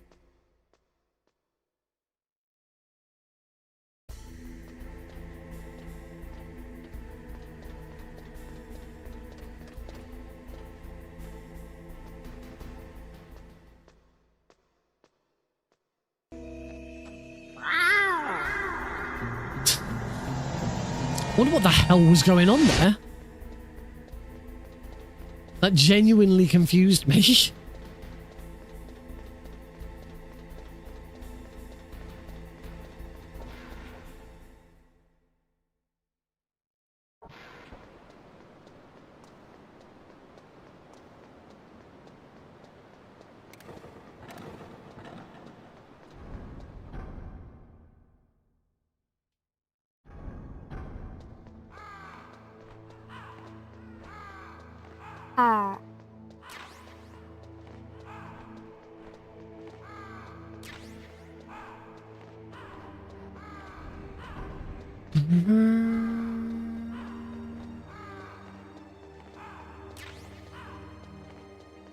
Your pretty good sound is out of stock.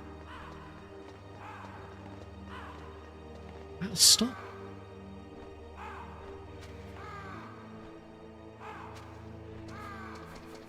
I wonder if that one for some reason has like use limit on it.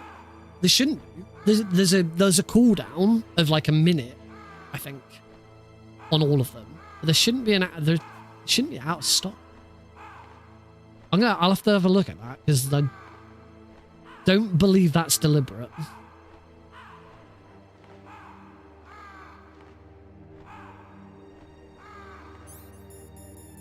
What am I doing?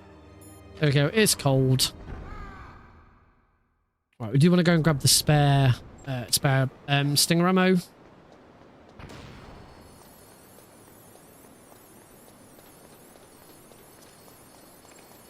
I only have one chaff grenade left. Which I need, which I must have for the blast furnace. Well, do not equip the cigarettes. Jesus. If I accidentally equipped cigs now.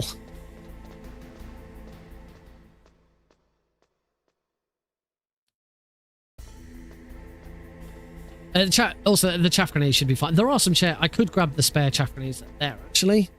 But chaff grenades should be fine. So I could throw...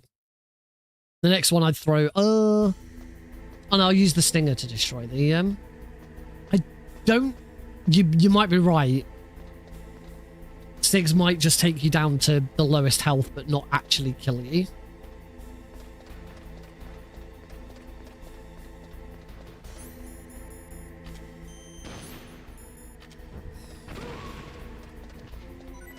Another ration!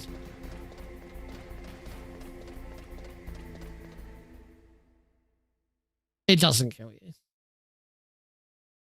Good chat.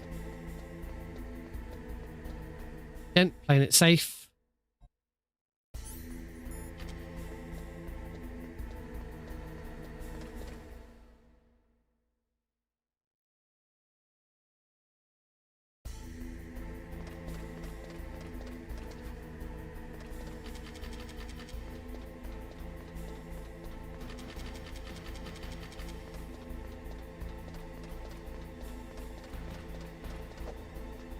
No, the drainage ditch definitely can kill you. I would die instantly.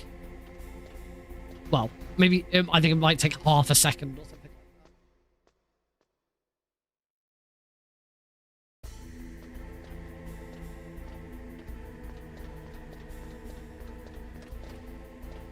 like that. Oh, I am tired today.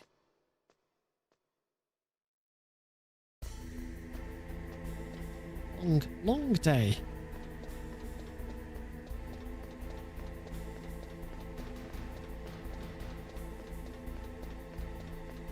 I've enjoyed today's stream. Oh, finally getting to open that. Yes, one more before. Sorry, three more. Three more health restores. Yeah, one before Rex, one before Liquid, and one before Escape.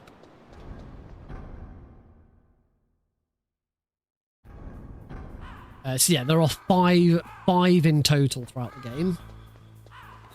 I don't think there's any. We don't skip any from not doing all bosses. I don't think. I certainly can't think of any.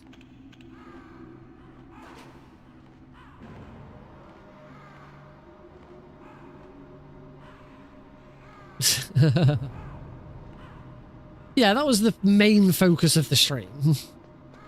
that ended.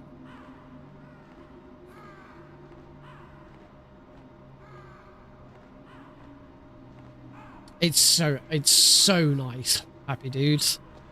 It's such a nice game. Yes, we did start the stream with hoovering up my desk so that I wasn't going to get crumbs and hair and crap everywhere. And we did almost get a crotch strain. I still haven't actually corrected my webcam yet. Should probably do that at some point. It's still it's still upside down as well.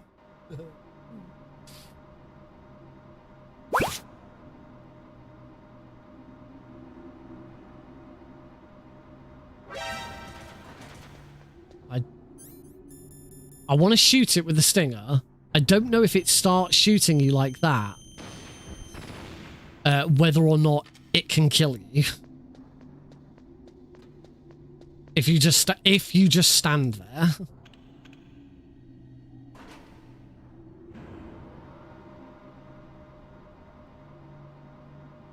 Yeah, first I couldn't find the Hoover. I ended up using the new big Hoover. I now have 4 Hoovers. 4 Hoovers. Why do I have 4 Hoovers? 5 if you include the really tiny, shitty desk Hoover that I got for Christmas once. But that is like a really shitty USB Hoover. It's not a proper. In case the other 3 break. Well, that's kind of what happened. No! That's stupid. Luckily.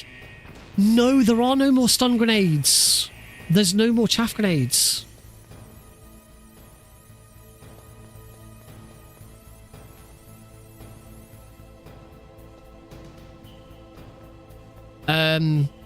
Shit.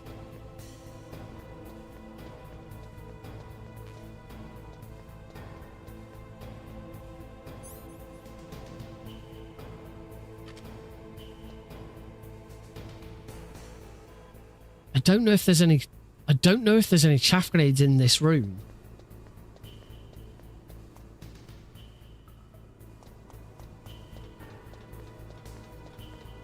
That's C4. I knew I should have freaking grabbed it, shouldn't I? The only other chaff grenades that I know of are down there.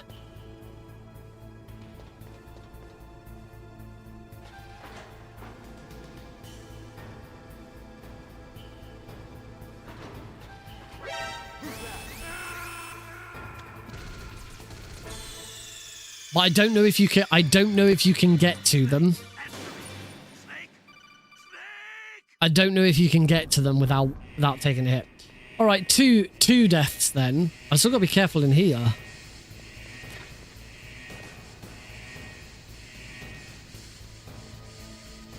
Where's the other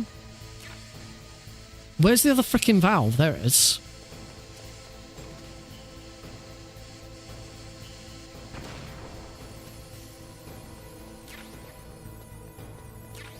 There's chaff grenades there, but I don't know if you can grab them without getting hit by the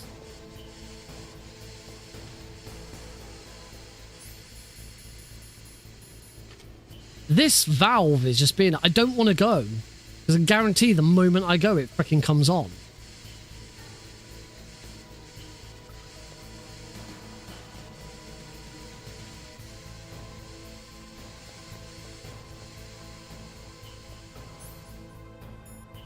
Vice Big Boss.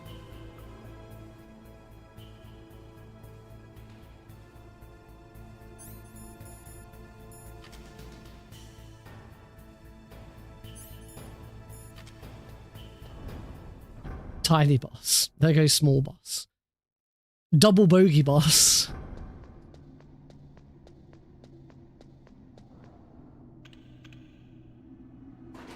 God damn it.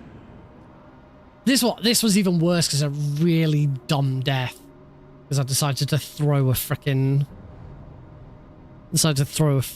chaff grenade at the wrong time. Idiot. What a dumbass.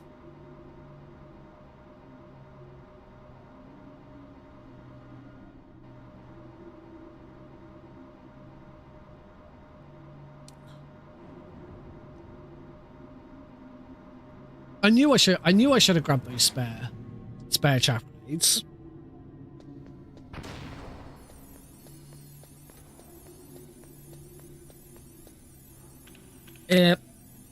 Apparently so. I'll get it because I'm so close. So close to it. Could have been worse. I could have still been on track. You know what?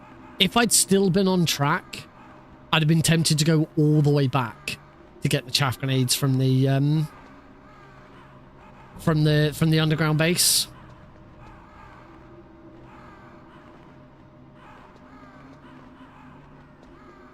But I'll take my anger out on the Ravens.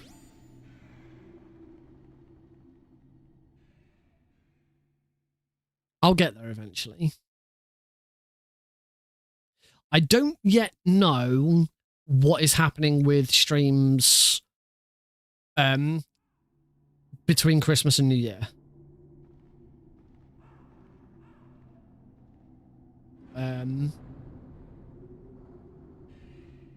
Next week, Tuesday is Christmas Eve and Thursday is Boxing Day. I can guarantee you I will not be streaming on either of those days.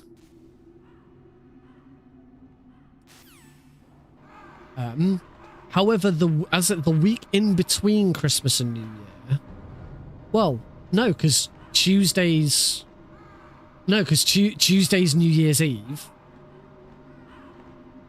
Yeah, Tuesday's New Year's Eve, so I won't be I'm not streaming New Year's Eve. I don't know what I'm doing New Year's Eve. I think Heidi and I will just be staying in and playing some games and stuff. I have already warned her that it's just going to be a whole evening and the two of us playing Metal Gear Solid. That's it. That's a really awesome idea.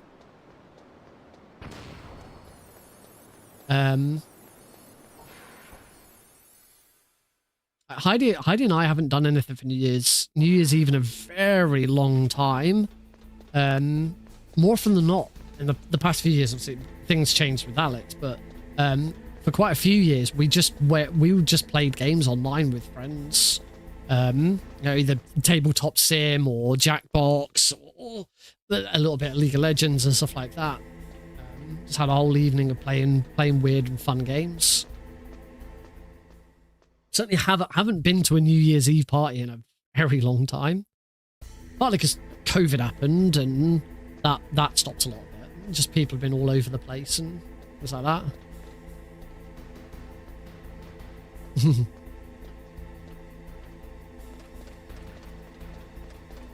I think last New Year's Eve we were just both super tired because we had a newborn. We had a newborn, and last Christmas we were all over the country. We did a lot of traveling last Christmas.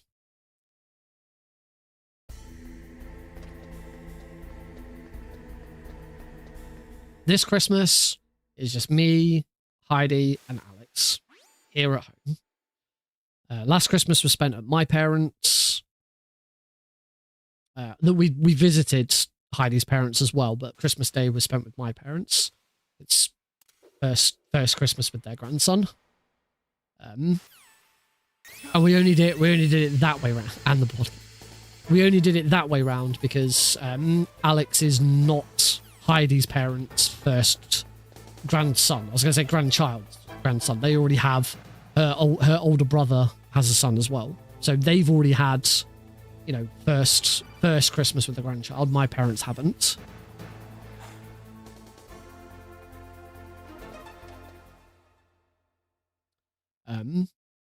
So yeah, I think we then went to them on Boxing Day.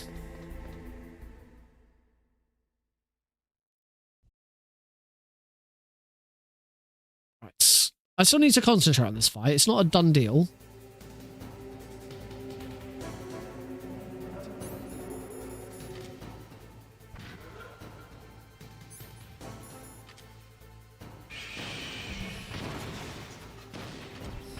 So it still should equip the body armor. It does reduce the damage you take from...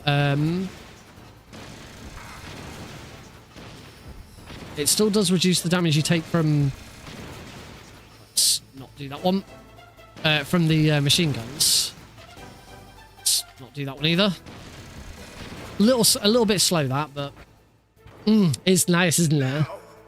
It's the first time in the game we see it that big.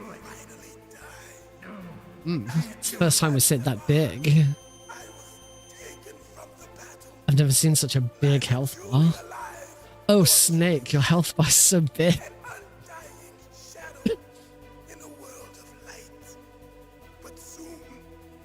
I don't have a suitable sound. Yeah.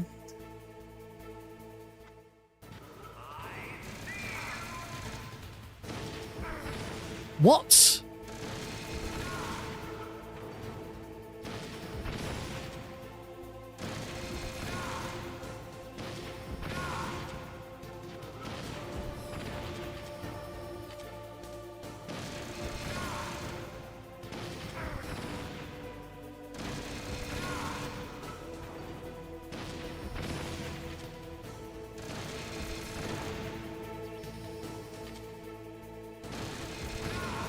gonna lie, I got a little.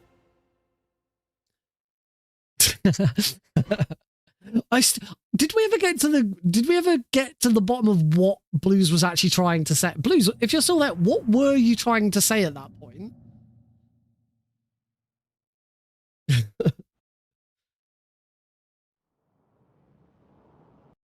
Well, we beat Metal Gear. You know, I don't think anyone's ever redeemed Metal Gear.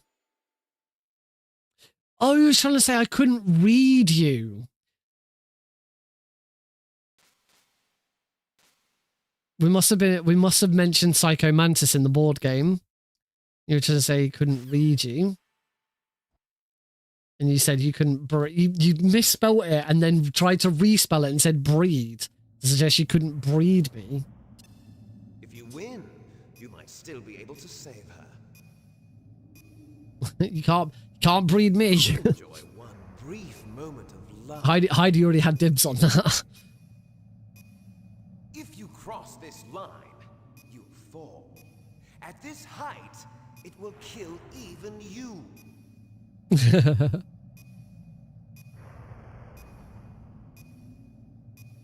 Alright. So I'm gonna get through this.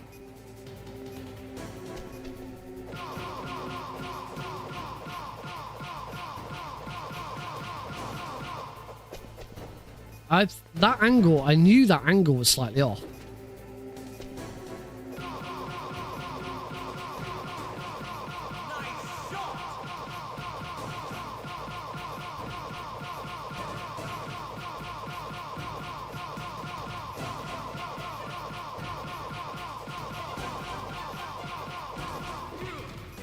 Yay.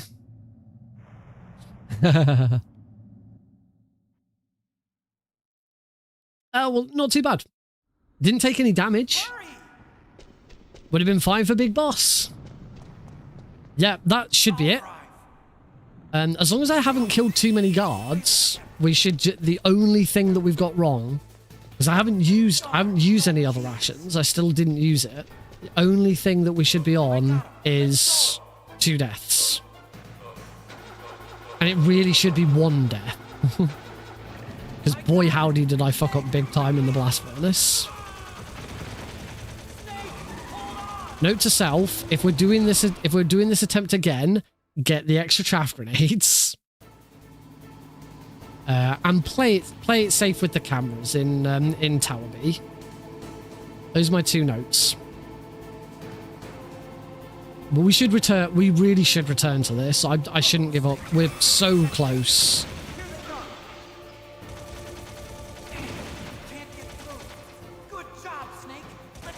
So close.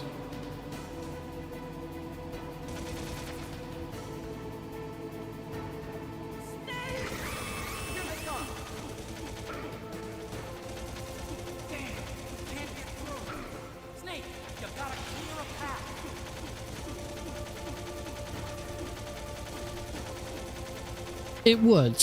Let's say, but I don't think I can. The only other, there is one other chance. If the charity stream on Saturday does end up going to either 12 hours, 18 hours, if it goes over 6 hours, if it's more than 6 hours, then there's an opportunity to try it then. If it ends up just being a 6-hour stream, there's only time for the Master Collection Pentology run.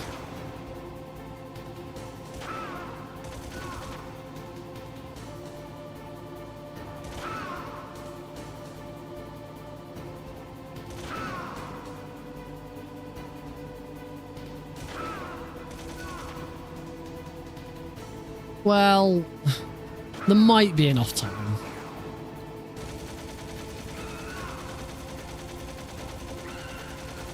It depends how long is left after I finish the run. If I finish the run and there's, and there is still over an hour left, I don't mind running over a little bit.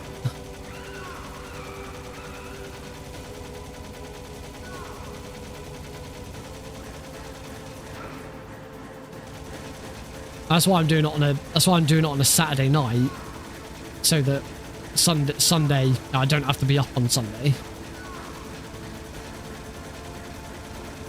I can have a lie in, particularly if Heidi and Alex are away.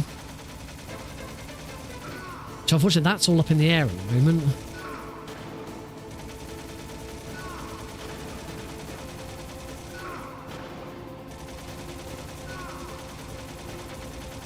There we go. I say, assuming I haven't killed too many guards,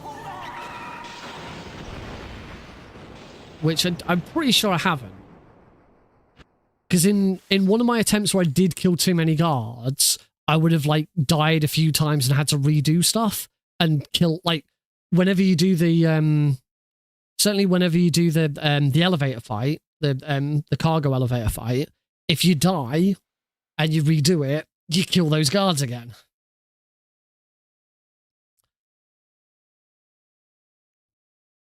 Yeah, this should be Big Boss stats except for 2 deaths, which really should be 1 death.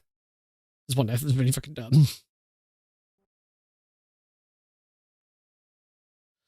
Right, I will of course have to mute the audio as we always do. Let's head on over to that other scene so you can see my nice lovely face. Well, that is going to be it for tonight's stream. We will watch through the credits, don't worry, because I want to see what the score screen looks like at the end. But yeah, it's so close, so damn close. It's insane. I will do it. I will do it. Okay, hopefully on Saturday there might be time to give it a crack. If you want more of a chance for that to have a crack, if we can hit £250 before midday on Saturday, we have to hit £250 and it automatically doubles. Automatically becomes a 12-hour stream instead of a 6-hour stream. If we hit £1,000 before the end of it, it becomes a 24. Well, it adds another 12 hours. So has the potential to be a 24-hour stream.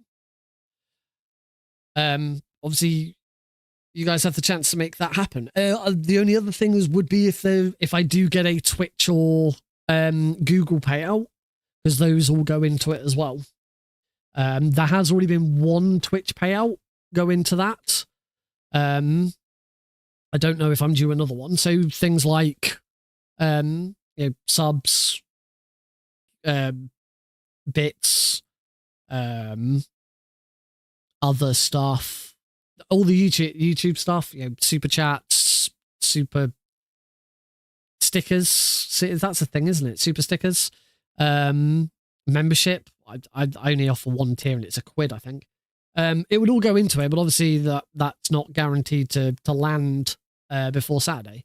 Obviously the best way, the best way of getting that to land is to donate directly to the charity stream pool. It's all done through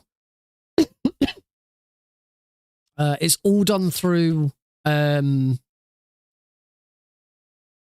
not gonna, that's because it's ignoring. I have to do it on, so I can't type it with, I can't type it with a copy stream bot because my bot ignores it.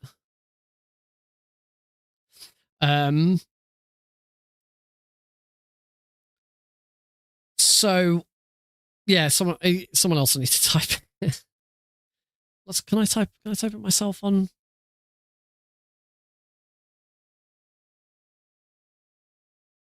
Let me try it. Oh, there we go. It did work. It worked eventually. It was just massively delayed, apparently. But yeah, if you are interested in seeing Saturday's stream take place on Saturday's stream go on for 12 hours, then we do need that number down there to be £250 before 12 p.m. GMT on Saturday. That is where I will run all 5 games in the Master Collection back to back in an attempt to beat the world records. It's going to be fun. I'm going to be on speedrun.com's front page as well. But before then, there's no standard stream this Thursday. I won't be doing a normal stream on Thursday because instead I am running the Master Collection trilogy for really, really longathon. So if you're interested in watching that, check out. Really, we're gonna raid really, really longathon at the end of this, because they're live throughout the whole of December. It's crazy. I don't know how they do it. Somewhat, they are currently on Zelda. Is that Echoes of Wisdom? It is. 100% run of Echoes of Wisdom is currently on right now. Runner by the name of Photon. And they are 4 hours and 30 minutes into an 8.5 hour run. So they're just past the halfway point of a 100% run of Echoes of Wisdom. So we will raid that at the end of this, but we want to see that score screen. If you only joined sort of halfway through the stream and you missed the first half, during the first half, we opened up this bad boy, the Metal Gear Solid board game. It was my Christmas present last year from my wife, Heidi. And it finally turned up on Saturday because it's been kind of in a bit of a development hell. It finally turned up on Saturday. We opened it today and looked through it. It's a gorgeous game. I can't wait to actually play it. Yeah, it was a lot of fun. Really, really enjoyed opening this. The VOD for that opening will go onto my YouTube channel. Yeah, if you do want to check that out, keep an eye out. I mean, you can go and watch the VOD on Twitch if you want. It's easy to find that, but I will highlight it and then post it on YouTube, so it's easy enough to find. I don't know when I'd intro it. Do I include hoovering in the VOD? Probably not. I think that would put some people off. We'll probably just go straight into the unboxing bit. But yeah, it was a lot of fun, and hopefully, if I can figure out how I do it on stream, once I understand how it works, I'd do maybe that's the other thing to do next year. There's loads of missions. We just in the VR missions alone, we calculated there's 6 hours worth of VR missions. That's not even including all the main series, the main story. So that could be the other thing to do. I could Tuesday night speedrunning, Thursday night Metal Gear Solid board game, because you can play it one player. It's a bit, well, it might feel a bit lonely. But I will have a look and see if anyone's doing anything. There we go. That is apart from, I'll swap the scene back over. That is, apart from those 2 continues, the closest I've ever gotten to Big Boss. Let's grab a screenshot of that. I think, yeah, I did hit that. That is the closest I've ever got. Same number of enemies killed. I'm one enemy under. You're allowed 25 kills, and I'm on 24. There's not a lot I can do. Oh yeah, that's true. How is it got? Have we only got one more? Can someone send one more message? Because my own messages and my Streambot messages don't appear in that chat. There we go. Right, we'll take another screenshot now. There we go.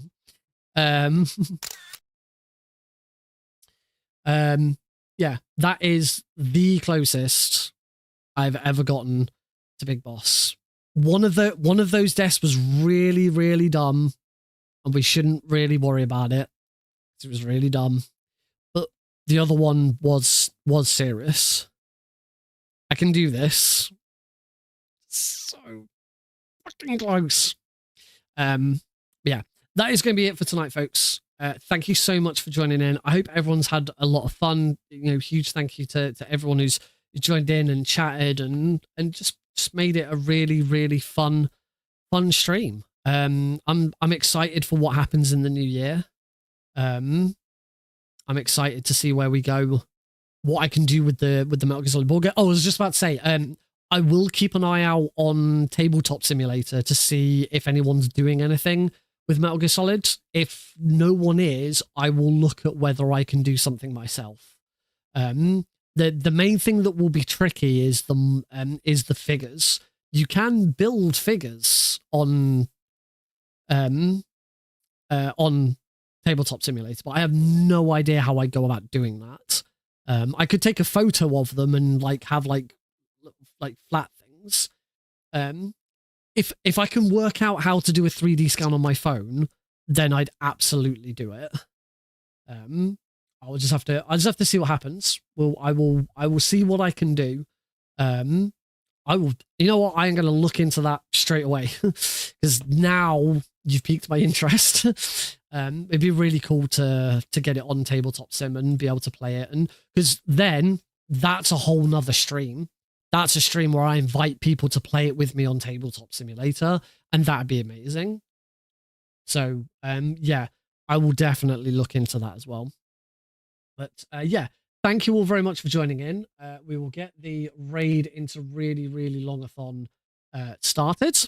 Don't forget, Thursday, no normal stream, but I will be on really, really longathon from 10 p.m. GMT. So that is 5 p.m. ET. Any other timescale, you'll have to check up yourself. Blues for the Red Sun will be on comms along with Metal Gear Solid. So yeah, it's going to be a lot of fun. And then, of course, Saturday, it is finally, we've been talking about this since August, the Pentology speedrun. So yeah, thank you all very much for joining in. Hope you have a wonderful couple of days. I'll see you over at Really, Really Longathon on Thursday. Good night, everybody!